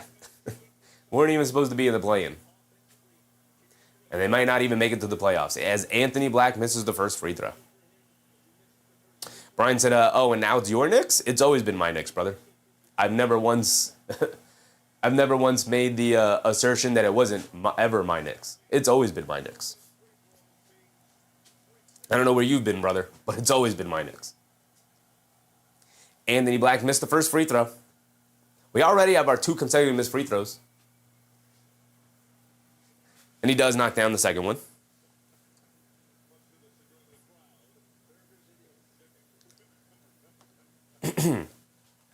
Brian Jacobs being extra disrespectful in the chat tonight, brother. Relax, brother. Here comes Anthony Black off the missed 3 from Philly. Black down the lane, scoop layup, can't get it to go. Rebound to Barlow and gets fouled by Black. Joseph Taylor said Magic pulling a disappearing act. Pretty much. Fromeo, what's up, Fromeo? You picked the Knicks coming out against the Hawks. I got Knicks in 5. I have Knicks in 5. I think it's more likely it's going to be Knicks in 6, but I got Knicks in 5 personally. Just that said I was going to boot him. I put him in timeout for 10 minutes. If he comes back, hopefully he's a little bit more chill. Just getting disrespectful in the chat, brother. They get over to Drummond. Drummond has it up top. They get over to Oubre. Oubre being guarded by Bane. Over to Maxey. Maxey up top. Being guarded by Anthony Black. Coming to is right off the Drummond screen. Kicks it in the corner to Barlow. Barlow looking for an outlet. Gets it over to Maxey. Maxey, shot clock winding down. Sidestep. Gets an open three as they leave him, but he can't make him pay. Misses the three. Anthony Black with the rebound and gets fouled by Barlow. Greg Williams said straight sweep. I mean, I got too much respect for this version of this Hawks team, man. Hawks are good. Hawks are good. D. Grant, what's up, D. Grant? I heard the Magic are trying to trade Banchero next year. I highly doubt it. It's not impossible. Not impossible. I doubt they make any major moves to this team. I think the major move they make is firing Jamal Mosley and hiring a new head coach and seeing if they can unlock this offense. My guy Ron, you don't care about this game. You could have had the night off. You love what you do. It's not that I don't care about this game. I'm waiting for some NBA action, man. I'm waiting for some NBA action.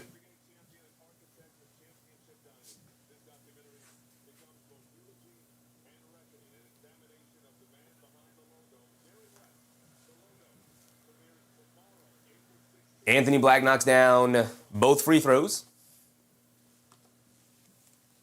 Maxey bringing it down. I can't feign excitement. This game has not been very exciting. It's been a couple of fracases, but for the most part, it's just been chill. Anthony Black jumps the passing lane, knocks it out of bounds. It's going to stay with Philly, though. There hasn't been very many exciting plays at all. It's not that I don't care about this game. I'm waiting for the excitement. I'm waiting for it. It's a 7-point game, 66-73. Here comes Maxey bringing it down. They got 7 on their shot clock. Maxey, full head of steam, Euros down the lane in the paint, draws the foul, can't get the layup to go. He's going to go to the foul line for 2. Keanu said, Chef, keeping it real. Just call it like you see it. I mean, listen, we've called the worst games before. I'll tell you that. We've called way worse games. I mean, we covered the NBA all season long, 6 streams a week at least. So we've covered some bad basketball. This is not necessarily bad basketball. It's just uneventful, unexciting, back and forth basketball here. Right? There's no one player going off. Right? It's kind of been an inefficient game from both sides. The defense is okay, good even, but not great. It's not like stifling defense out there where it's like, oh man, they're really working it. Some guys are subbing out of the game and they got a little bit of sweat to them. I just don't feel like both teams are going all out here tonight. And I don't think either team has pretty much had to. Philly's got a 9-point lead, and neither team has played particularly well. Again, I'm waiting for the action. Give us some action. Give us some NBA action. Bataze hits Wagner cutting to the rim. He misses the scoop layup wildly, but Anthony Black right there for the tip up and in. You guys know me. I'm rooting for a good basketball game. That's my number one priority during non-Knicks coverage. And I wouldn't necessarily call this a good game. It's a good game, but it's not a particularly entertaining game. Maxey, the step back midi, throws up an air ball. See what I mean? Rebound to Barlow on the ping pong around. Barlow ends up with it and lays it up and in. It's not been like high-level offense going on here tonight. Both teams just manufacturing points off of some wild loose ball plays. Anthony Black coming to his left off the screen, snaking it back to his right hand, struggling with his handle, pulls it all the way out to the three-point line, dancing with it against Grimes, swings it over to Bane. Bane, a deep logo 3. Bane got it to go. Mark said, nah, this game sucks. There just hasn't been any action. So Bane knocks down a deep 3, and we get another whistle. With, I think it was a delay of game warning. So now Philly will walk the ball down and then call a timeout. All the stoppages, all the free throws, all the missed shots, really simple offense from both sides for the most part. I mean, Philly can be exciting. They can be explosive. They just haven't been tonight. But there's a reason why we haven't really covered a ton of Orlando Magic games this year. They just don't play a very entertaining brand of basketball. Bruce said, Yanks just walked off the Angels. Thank goodness. Well, at least the Yanks won tonight. Joseph said, my Cavaliers will give you a good game, Sheffy, and I expect them to, Joseph. We've covered a ton of Cleveland Cavaliers games this year because they do play an exciting brand of basketball.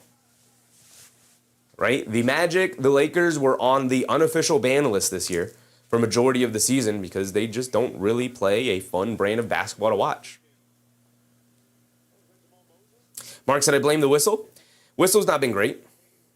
Yak said yesterday's game was off the charts, and yesterday's game was phenomenal. And then in comparison, good point, Yak, and then in comparison coming into this one, it's been like, it feels like either team could go either way. Doesn't feel like either team's fighting for their basketball lives here tonight, right?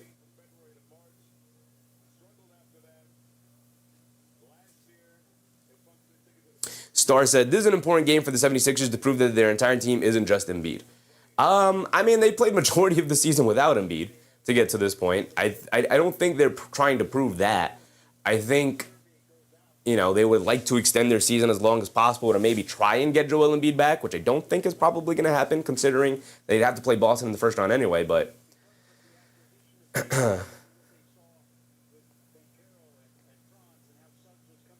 in this game here today,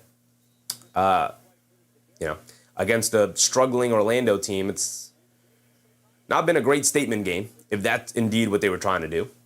Paul George pulls it out, being guarded by Anthony Black. It looks like the Orlando Magic, and they are indeed settling into a zone. Over to Paul George, puts up the three. Paul George comes up short, can't get the friendly roll off the front of the rim. And here comes Bane bringing it down. Bane, Euros in the paint, throws up a floater. Gets the friendly bounce off the back of the rim, and the foul. Late foul call, but he got it. He's going back to the foul line for one more. BMR said, yesterday's game probably killed some folks down south. Yeah, absolutely. Manuel Mercado with Manuel. I'm just rooting for Charlotte at this point. Yeah, I mean, Charlotte plays an interesting brand of basketball. They're fun to watch. They're wild. They're reckless. They're creative. They got star players who showed up the other night. Here tonight, we got Desmond Bane taking on the corpse of Paul George. We got 13 points on 12 shot attempts, and it feels like he's played very well tonight, Star said, I'll give them their flowers for getting this far, but I'm going to chalk up other teams playing worse than Philly playing better. Fair. Bane knocks down his and one free throw. It's a three-point game. 1:18 to go here.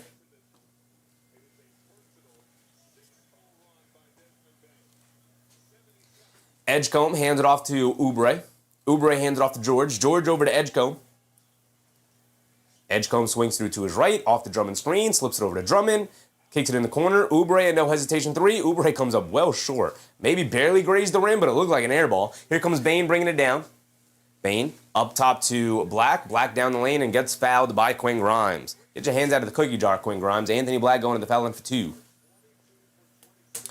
Montrell said Wagner should be embarrassed. I don't know if he's injured. I don't know if he's just performing poorly. Man.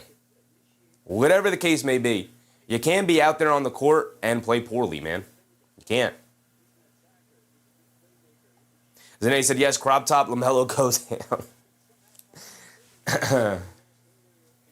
Dirty Melo does go ham. He is going crazy. Greg Williams said, Philly, tighten up. They're allowing Orlando right back into it.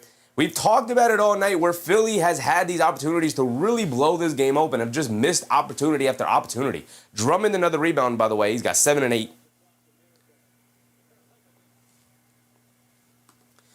$50 to go. Edgecombe has it up top, being guarded by Anthony Black. They get over to Paul George. Paul George down low to Drummond. Drummond can't get the dunk, but that's because he's fouled by Bataze. Andre Drummond will go to the foul line for two.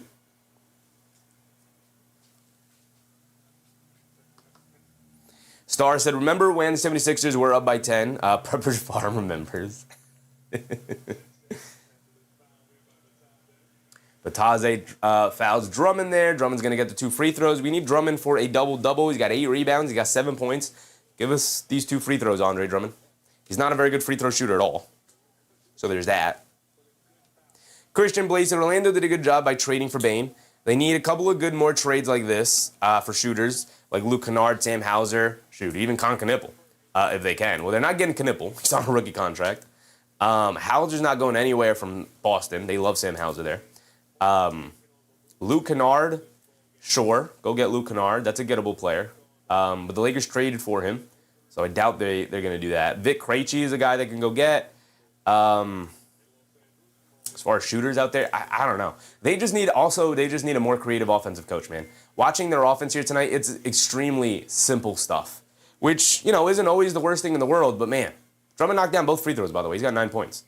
Wagner over to Bane. Bane has it up top. He's going to isolate, cross over to his left, down the lane, loses the handle, lost the handle again, in the paint, lost the handle again, and it goes out of bounds. Really nice isolation there. Mark said almost a wedgie. Almost a wedgie on the dunk attempt. You're right. We almost had a wedgie. Almost. But we didn't. We almost got Drummond double-double, though. 9 points, 8 rebounds for Andre Drummond here.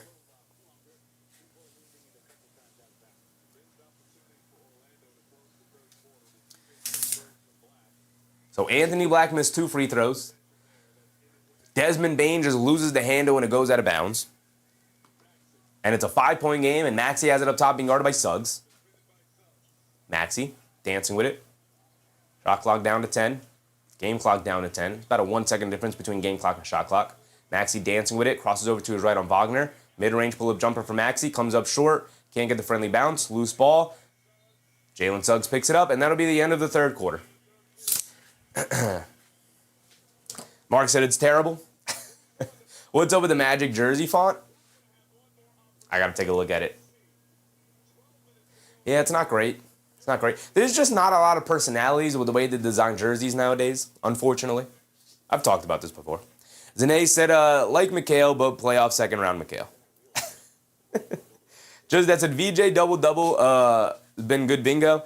It would have been a good bingo. I did not think VJ Edgecombe was going to get a double-double.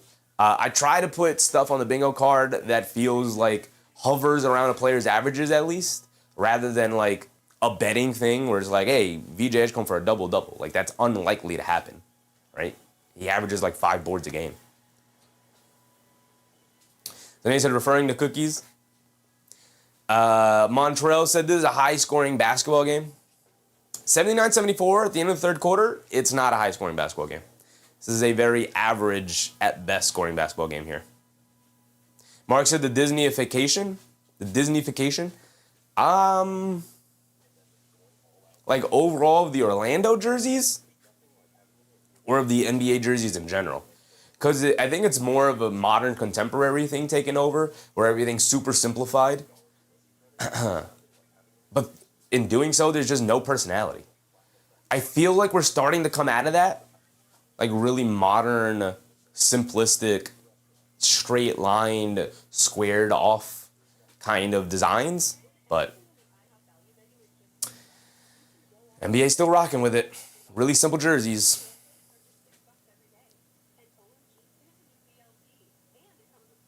Star said, thank goodness we have Golden State and the Clippers to wash our hands of this game. I do think that is going to be a significantly much better game than this one tonight. Also, that is a do-or-die game, so hopefully both teams bring it. We also get Steph Curry versus Kawhi Leonard. Should be fun. Should be. Zane said, no playoff Jimmy this season. No playoff Jimmy. Unfortunately, because playoff Jimmy is a thing. It is a thing.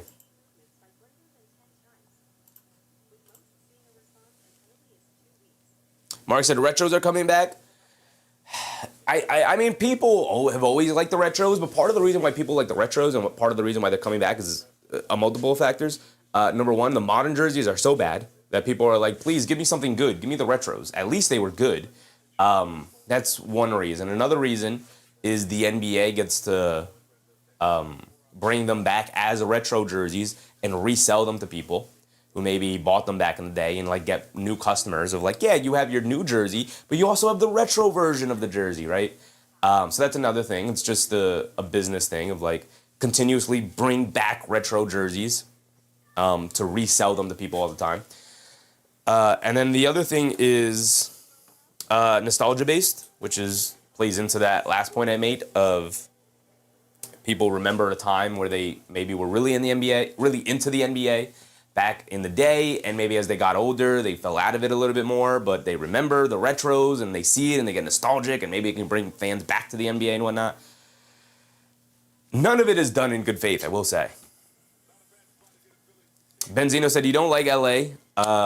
You don't think LA whoops Golden State? I think they could. I definitely would favor the Clippers in that one, for sure.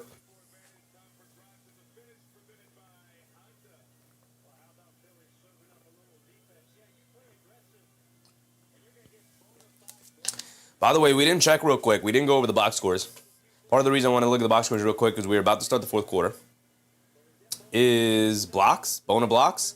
Dembona with 3 blocks. That's another bingo card. And we started with a Philly turnover, bringing it down, hit ahead. Suggs, left corner 3. Pump fakes out of it. Gets caught in the air, kicks it out. Anthony Black, a 3. In and out, can't get it to go down. Zane said Claw can't carry Steph. Is going to get him. We'll see. We'll see. Both guys have went healthy, played well this season. Kawhi more than Steph, because Kawhi's been healthier, which is a crazy thing to say. Paul George has it in the high post, being guarded by Bane. Paul George swings through to his left. Baseline pull-up jumper, got it to go. Vintage Paul George move right there. He's up to 15.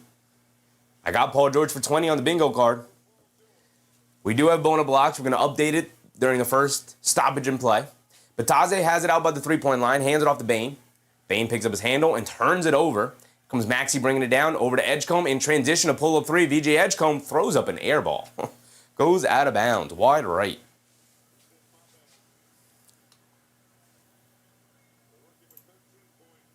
Where's Bona threes? There it is. All the way up top. We need the Drummond double-double, which is likely, and we need a player to get a triple-double. We're going to have to take a look at the box score to see if anybody's close to it. Anthony Black down the lane gets the scoop layup. Anthony Black waking up a little bit here, and they needed it in the second half. They needed somebody to wake up.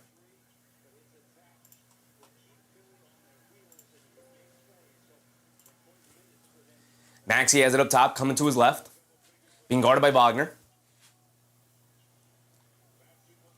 Maxey coming to his left, off the Drummond screen, snaking it back to his right hand in the paint, throws up the floater off the back rim. Drummond right there with a one-handed putback. There's the 10 points for Drummond, but he needs one more rebound off of that one.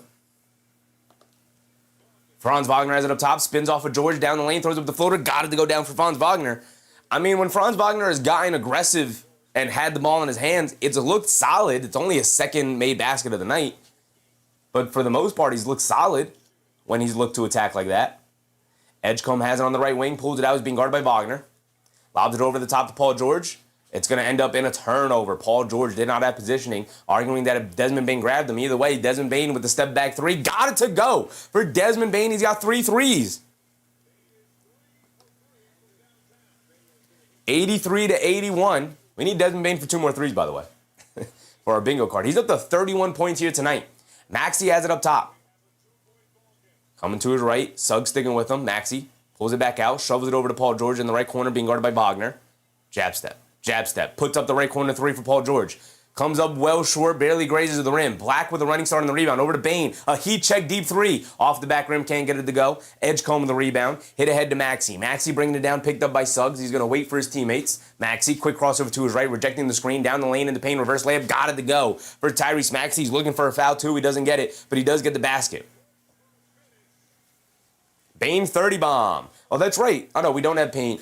We don't have Bane for points. We have Bane for 3-point shots. We have Bane for 5 threes. We need Bane 5 threes. Here comes Suggs. Suggs up top.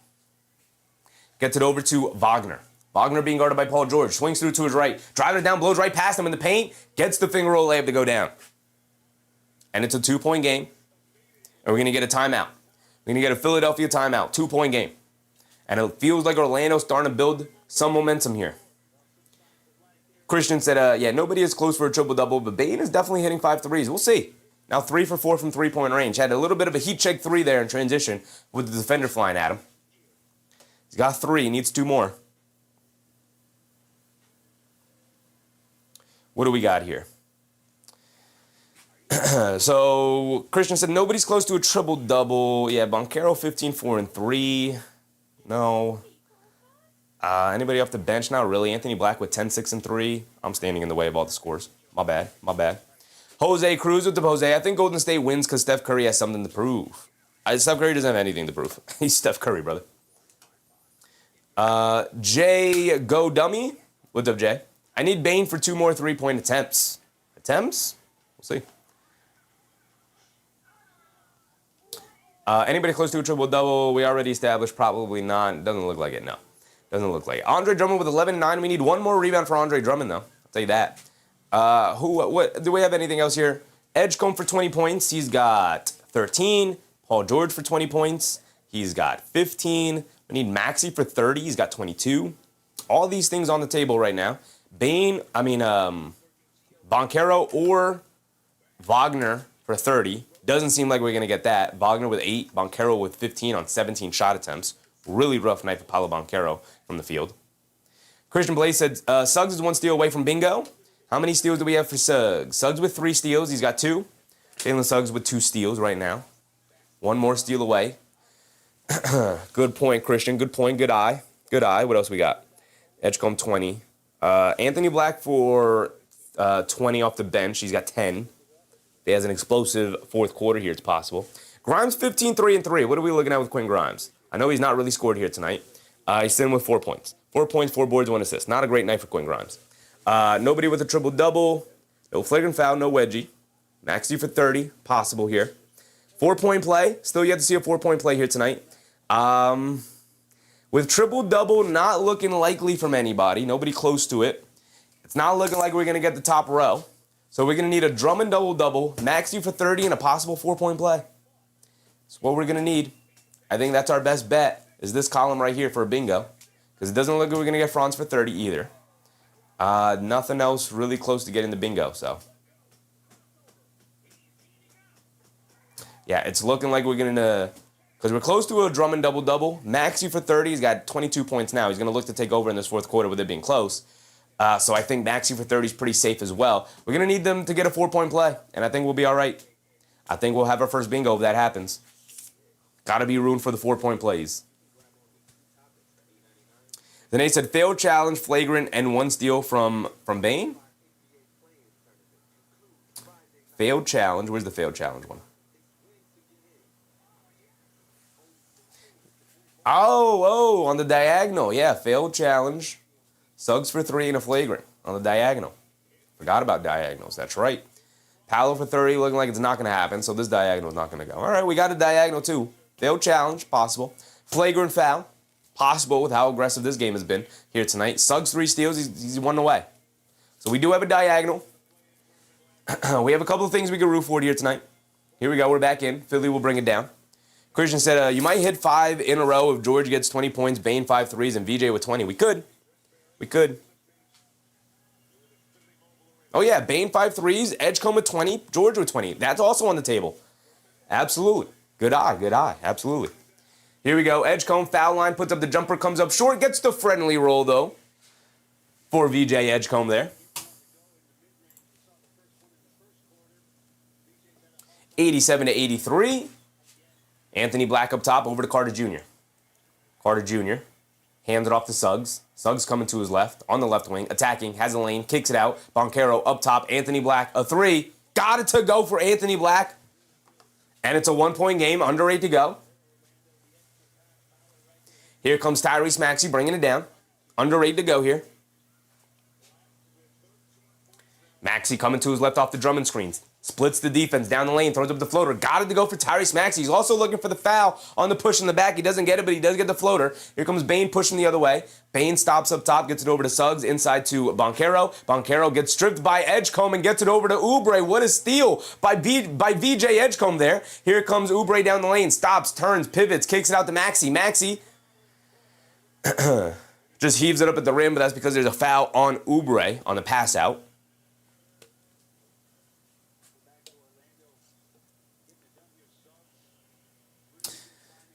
Anthony Black knocks down the 3 there. That gives him 13.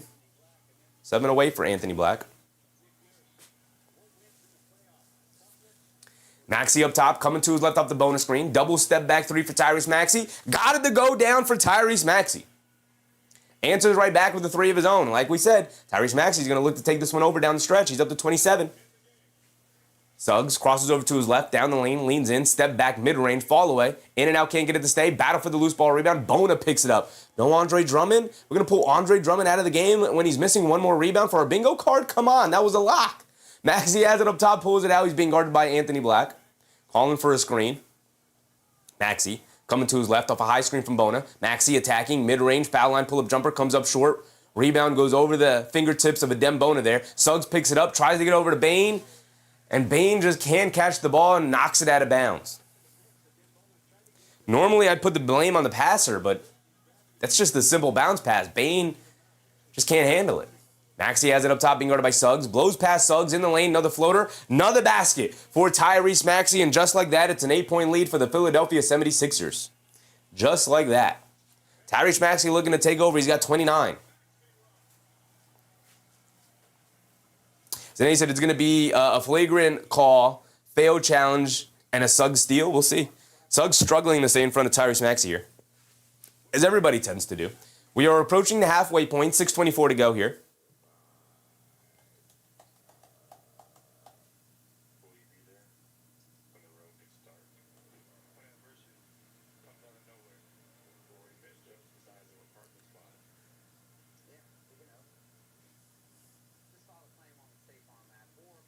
$6:24 to go. Literally zoned out for a second there. I had a million thoughts in a second there. Just that to the other game, tipping in 10 minutes. Oh my goodness. No, 20 minutes. 15 minutes. Right? If tip-off time is at 10, we know if game starts at 10, we know tip-off time is 10 minutes after, so about 10:10. They might also try to delay it about 5 minutes if they know this game's taking a little bit longer. We're halfway through the fourth quarter here, so we're looking at 30 minutes. So we might be 10 minutes late to the next game.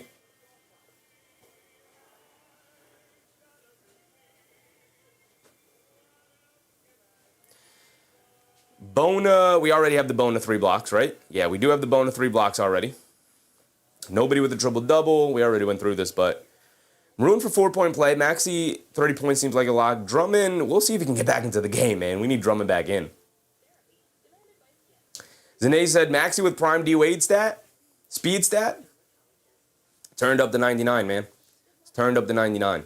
I don't play 2K, but if his speed stat is not 99 in 2K, what are we doing? What are we even doing? Chi-Chi, what's up, Chi-Chi? You don't miss a beat? Not one, brother. Not one. Not one. We're here. It's playoff basketball. We got to be live. Christian Blade said this bingo card is more interesting than the game itself. It's a great point, Christian, because part of the reason why I actually like the bingo card, even though it's more work for me to set it all up, part of the reason why I like the bingo card is for games like this that aren't very exciting, we can manufacture excitement. We can find ways to make it exciting. So.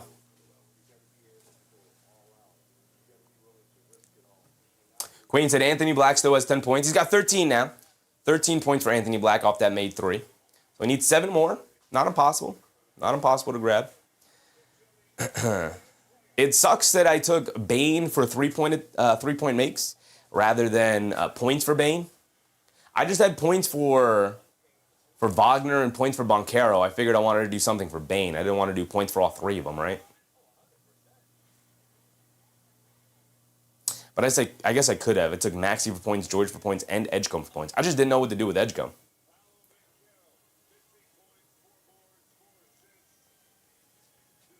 Zane and Mark with the clutch. Yeah, it's been fun. It's been fun. It's definitely made the game more interesting. It allows us to keep track of things. It gives us props to keep track of without having to dip our feet into the betting odds stuff. We can make our own odds. We could have fun with a bingo card as opposed to talking about what we should be putting our money on and whatnot, which I like more. Gigi said, I know it was 2020, but that could have also picked up Dia on that list. Not gonna lie, he became a legit player. He's very good, and he's always been pretty good with the Wizards. The Wizards just have a terrible farm system in terms of developing their players and scouting their own players and realizing who could actually be good. A step back 3 for Bane. Got it to go. That's 4 made 3s for Bane. Hold on, we could be there. We got 6 minutes to go. We need Desmond Bane for 1 more 3. Desmond Bane for 1 more 3. We got another one on the bingo card. Maxey has it up top, being guarded by Suggs. It's a 5-point game. Maxey dancing with it. He's looking for a response. Coming to his right. Gets caught in the air. Kicks it out to Grimes in the last second. Extra pass to Oubre. Oubre a 3. Got it to go on a response. Kelly Oubre. Anything you can do, I can do better offense. Here comes Bane bringing it down, looking for a response. Bane gets it over to Suggs. Suggs swings it over to Anthony Black, back to Suggs. Suggs inside to Banchero in the post against Edgecombe. Gets the layup and the late foul call on Adem Bona, who went for the chase down block attempt, which he was not going to be able to get. but crashes into Paolo Banchero after he already released the ball and had landed already. Really dumb and reckless play for the Obi Toppin class. Yeah, I think it was, because that was, yeah, it was the Halliburton class. Because that was the 2020 draft class, which was the COVID draft, where they couldn't, like, interview players in person and work out with them. So, that was a tough draft class to scout. Maxey has it up top, being guarded by Banchero. Off the made free throw from Banchero. They show a double team to Maxey. They swing it over to Edgecombe. Edgecombe up top being guarded by Bane. Edgecombe coming to his left. Shot clock winding down. Edgecombe pump fakes, spins, has to heave it up there. Comes up short. Rebound to Banchero, but a loose ball foul on Adembona. All right, we got to get Andre Drummond back in. Adembona picking up silly fouls. Make the call, Nick Nurse. Make the call. Get our guy Andre Drummond back out there. We need one more rebound from Drummond. Keith said these games are the appetizer before the main course. Absolutely. Absolutely. LG production. What's up, LG? Let's go, Orlando. At least make it interesting, Orlando. Keep it coming. Keep it going. Suggs. Swings it over to Bane. Bane spins, coming to his right, gets it over to Carter Jr. Down the lane, pump fake, goes up, draws the foul. He's going to go to the foul line for 2 free throws off the pump fake. Foul on Paul George. 4:44 to go here in this fourth quarter. Get Bona out of this game. Get my guy Andre Drummond in there. We need one more rebound from Drummond. He's got 11 points and 9 rebounds.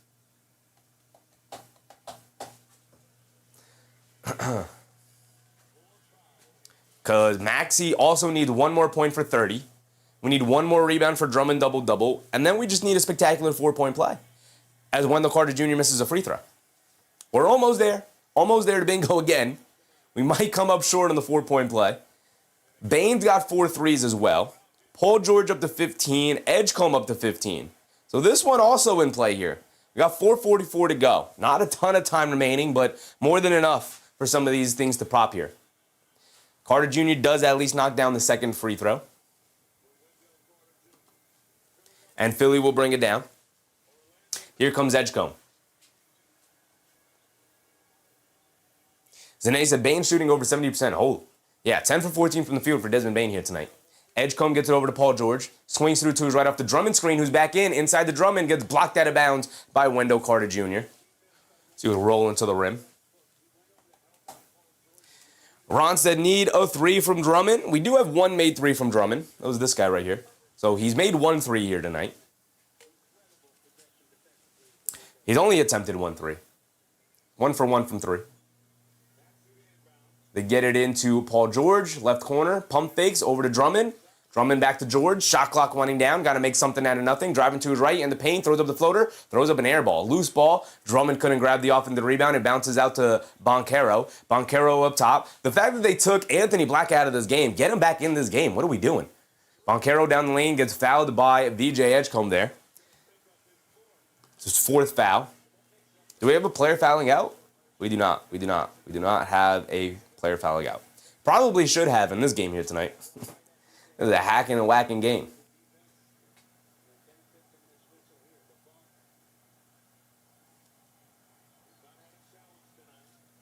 Zane said game's getting tight. 4-point game. 4 minutes to go. They swing it over to Carter Jr. Back to Banchero. Banchero coming to his right. Driving it down. Kicks it out. Franz Wagner, right corner 3. In and out, can't get it to go. Oubre the rebound. Shovels it over to Maxey. Drummond, you got to go grab that rebound, man. You can't let it fall to Oubre like that. Maxey.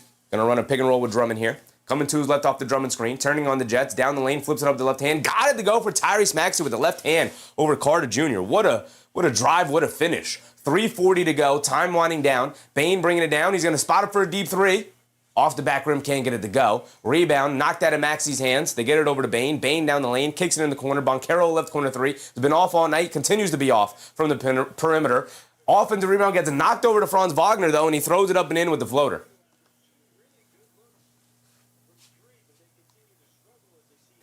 Are we going to get a Philly timeout with 3:25 to go? Mark said Wagner got to hit that. Yeah, I mean, I don't love how uninvolved Franz Wagner has been in the offense here today, man. 10 shot attempts for 10 points. 19 shot attempts for 18 points for Banchero. It's just not really what you needed at all. At all. Also, with time winding down, it's looking unlikely we get Edgecombe and George for 20 each. Maxey's got 31, so we can fill in the Maxey box. Drummond still stuck on 9 rebounds, right? Drummond still stuck on 9 rebounds. But we do have Maxey for 30. All right, where's 30 for Maxey? Down there.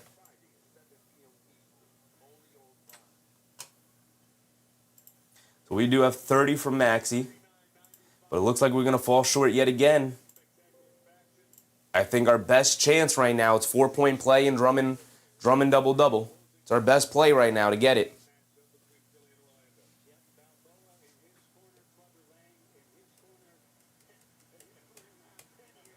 Lana Mona said, Magic coach likely gets fired after the season. Oh, for sure. I think he knows it. I think the team knows it. I think the front office knows it. I think the NBA at large know it.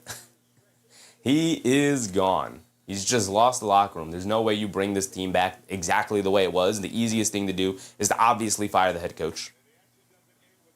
Zane, Ken Robinson, appreciate you. I saw it. Marketing, appreciate you. We saw it. We got 31 from Maxey. Filled it in. Where's Maxey? Yeah, down here. There it is. There we go. We got it.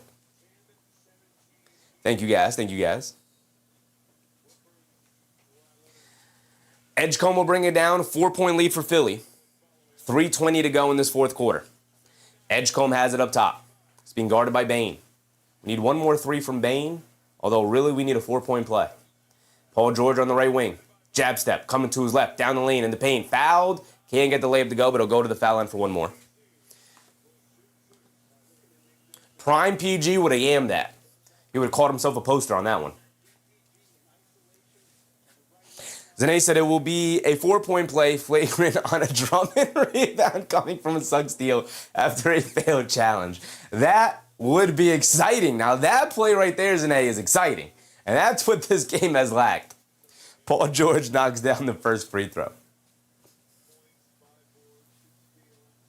I love that. If only, Zane, if only. Paul George hit the first free throw. Misses the second free throw. Rebound to Carter Jr. Here comes Suggs. Got 3 minutes to go. Suggs tries to get over to Wagner. Ball gets knocked out of the air, but back to Suggs. Suggs up top being guarded by Maxey. Coming to his left. Driving it down. Gets it over to Banchero. Left corner 3. He's been absolutely horrendous from 3. Drummond with the rebound. There it is. The double-double for Andre Drummond, baby. Here comes Maxey bringing it down. Tries to split the defenders, and they call a foul, a tripping foul. Listen, man, I don't love these tripping fouls when offensive players try to split the double team like that, unless there's a grab or something or a reach-in that I didn't see on the initial play. I don't love that foul call there. But it could have been a reach-in foul or something like that. But the ball will stay with Philly here. Maxey got the foul call. Paul George will inbound it. 2:43 to go. We'll put the X over Drummond in a second. Just don't want to miss any of the game action here. We got 2:40 to go. Maxey has it on the right wing, pulls it up top.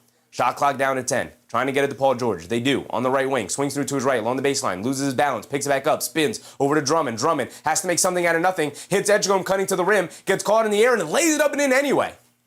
VJ Edgecombe up to 17. What a pass from Andre Drummond, by the way. Suggs coming to his left, picks up his handle over to Banchero. Banchero, jab step, down the lane to his left in the paint. Gets blocked by Drummond, and it goes out of bounds. It's going to stay here with the Magic. What a game from Andre Drummond here tonight. Turning back the clock even just a little bit to help his team pick up the victory here today. They're on their way. Game not over yet. It's a 5-point game. They get it into, 5-point game now. As a VJ Edgecombe just completely fell asleep. Franz Wagner cut from the baseline right behind him and throws it down with 2 hands off the inbounds. 2 minutes to go. Yer, what's up, Yer? I'm late? Well, it's a good thing, Yer, because we got one more game coming up after this one. Oubre will bring it down. Edgecombe will walk it down, excuse me.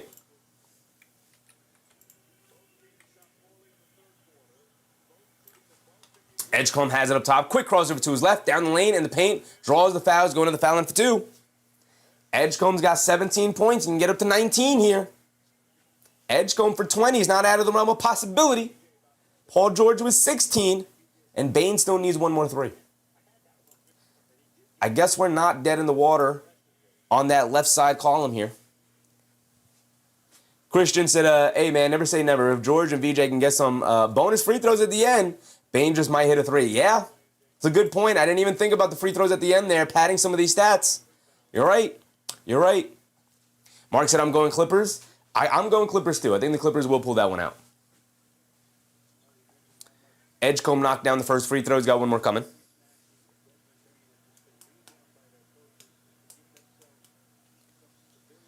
VJ Edgecombe, 2 huge free throws.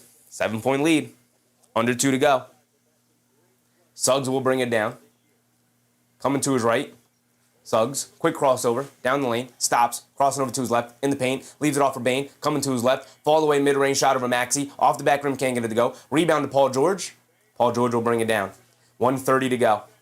Paul George up top. Hands it off to Maxey.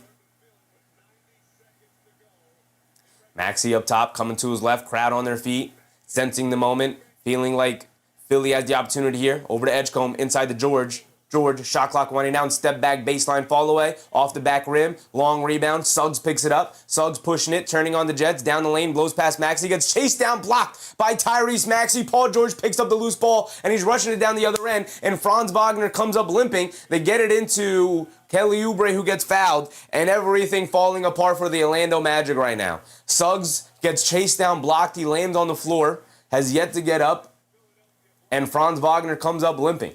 We knew he likely wasn't 100%, but now he's hunched over in pain, and the season looks like it's over. Maxey with the chase down block on Suggs. Suggs going up just a little too weak there. Trying to turn on the Jets on Tyrese Maxey.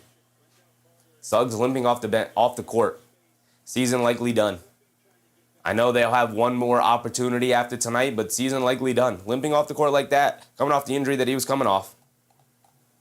Mark said nobody there to help Suggs. Yeah, nobody hustling. Like their season's not on the line here tonight. See the Suggs injury. Oh, jeez, Louise. Wendell Carter Jr. just turns around and barrels right into Franz Wagner. Neither player recognizing where they are, but just standing around from Franz Wagner. And then Wendell Carter Jr. just kind of recklessly running into him.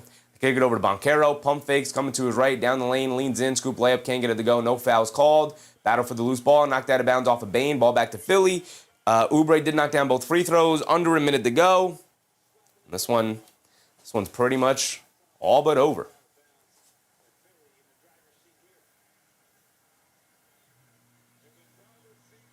They get it into Oubre, they hand it off to Maxey.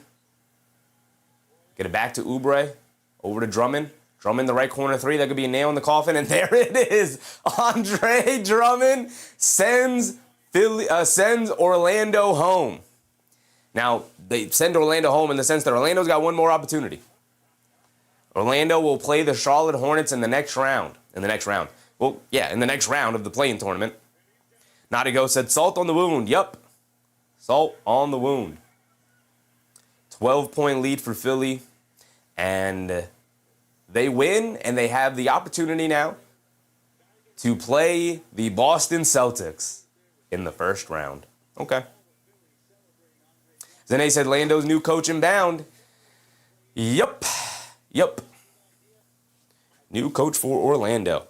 I hope they don't steal any Knicks coaches. Because that, I don't know if you guys saw who was it? What's his name? Fred Katz. Fred Katz of The Athletic wrote a story where he interviewed a bunch of league execs, asking them who they think will be the next assistant coach given an opportunity to be a head coach. And Knicks offensive coordinator Chris Gent's name came up. So I hope nobody hires him. Mark said Hornets going to spank these guys out of Disney.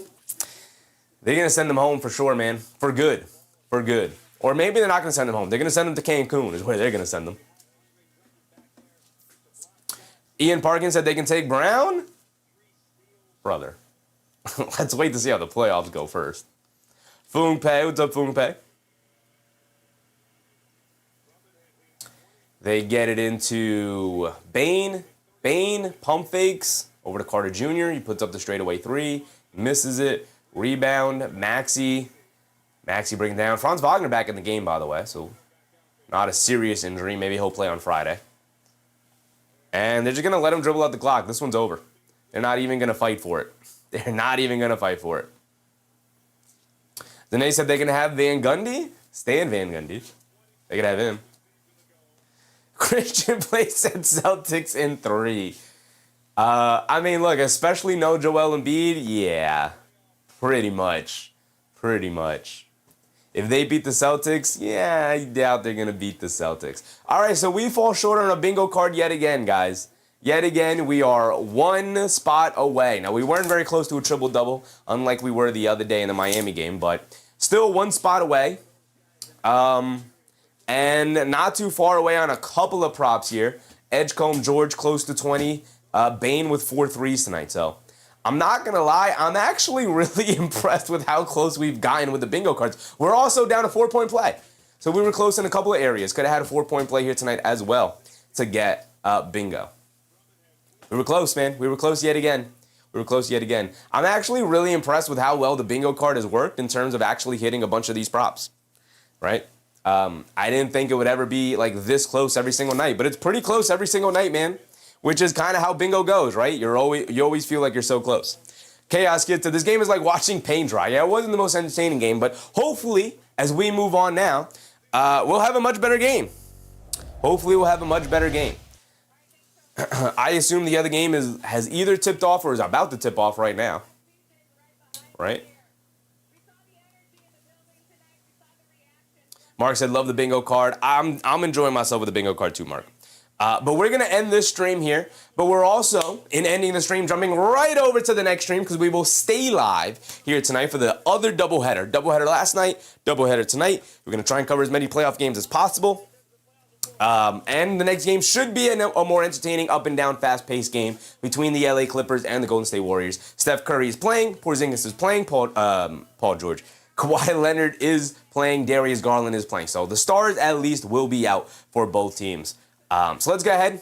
I'm going to end this stream. It'll prompt you to see if you want to jump over to the next one. Appreciate you guys. Catch you on the next one.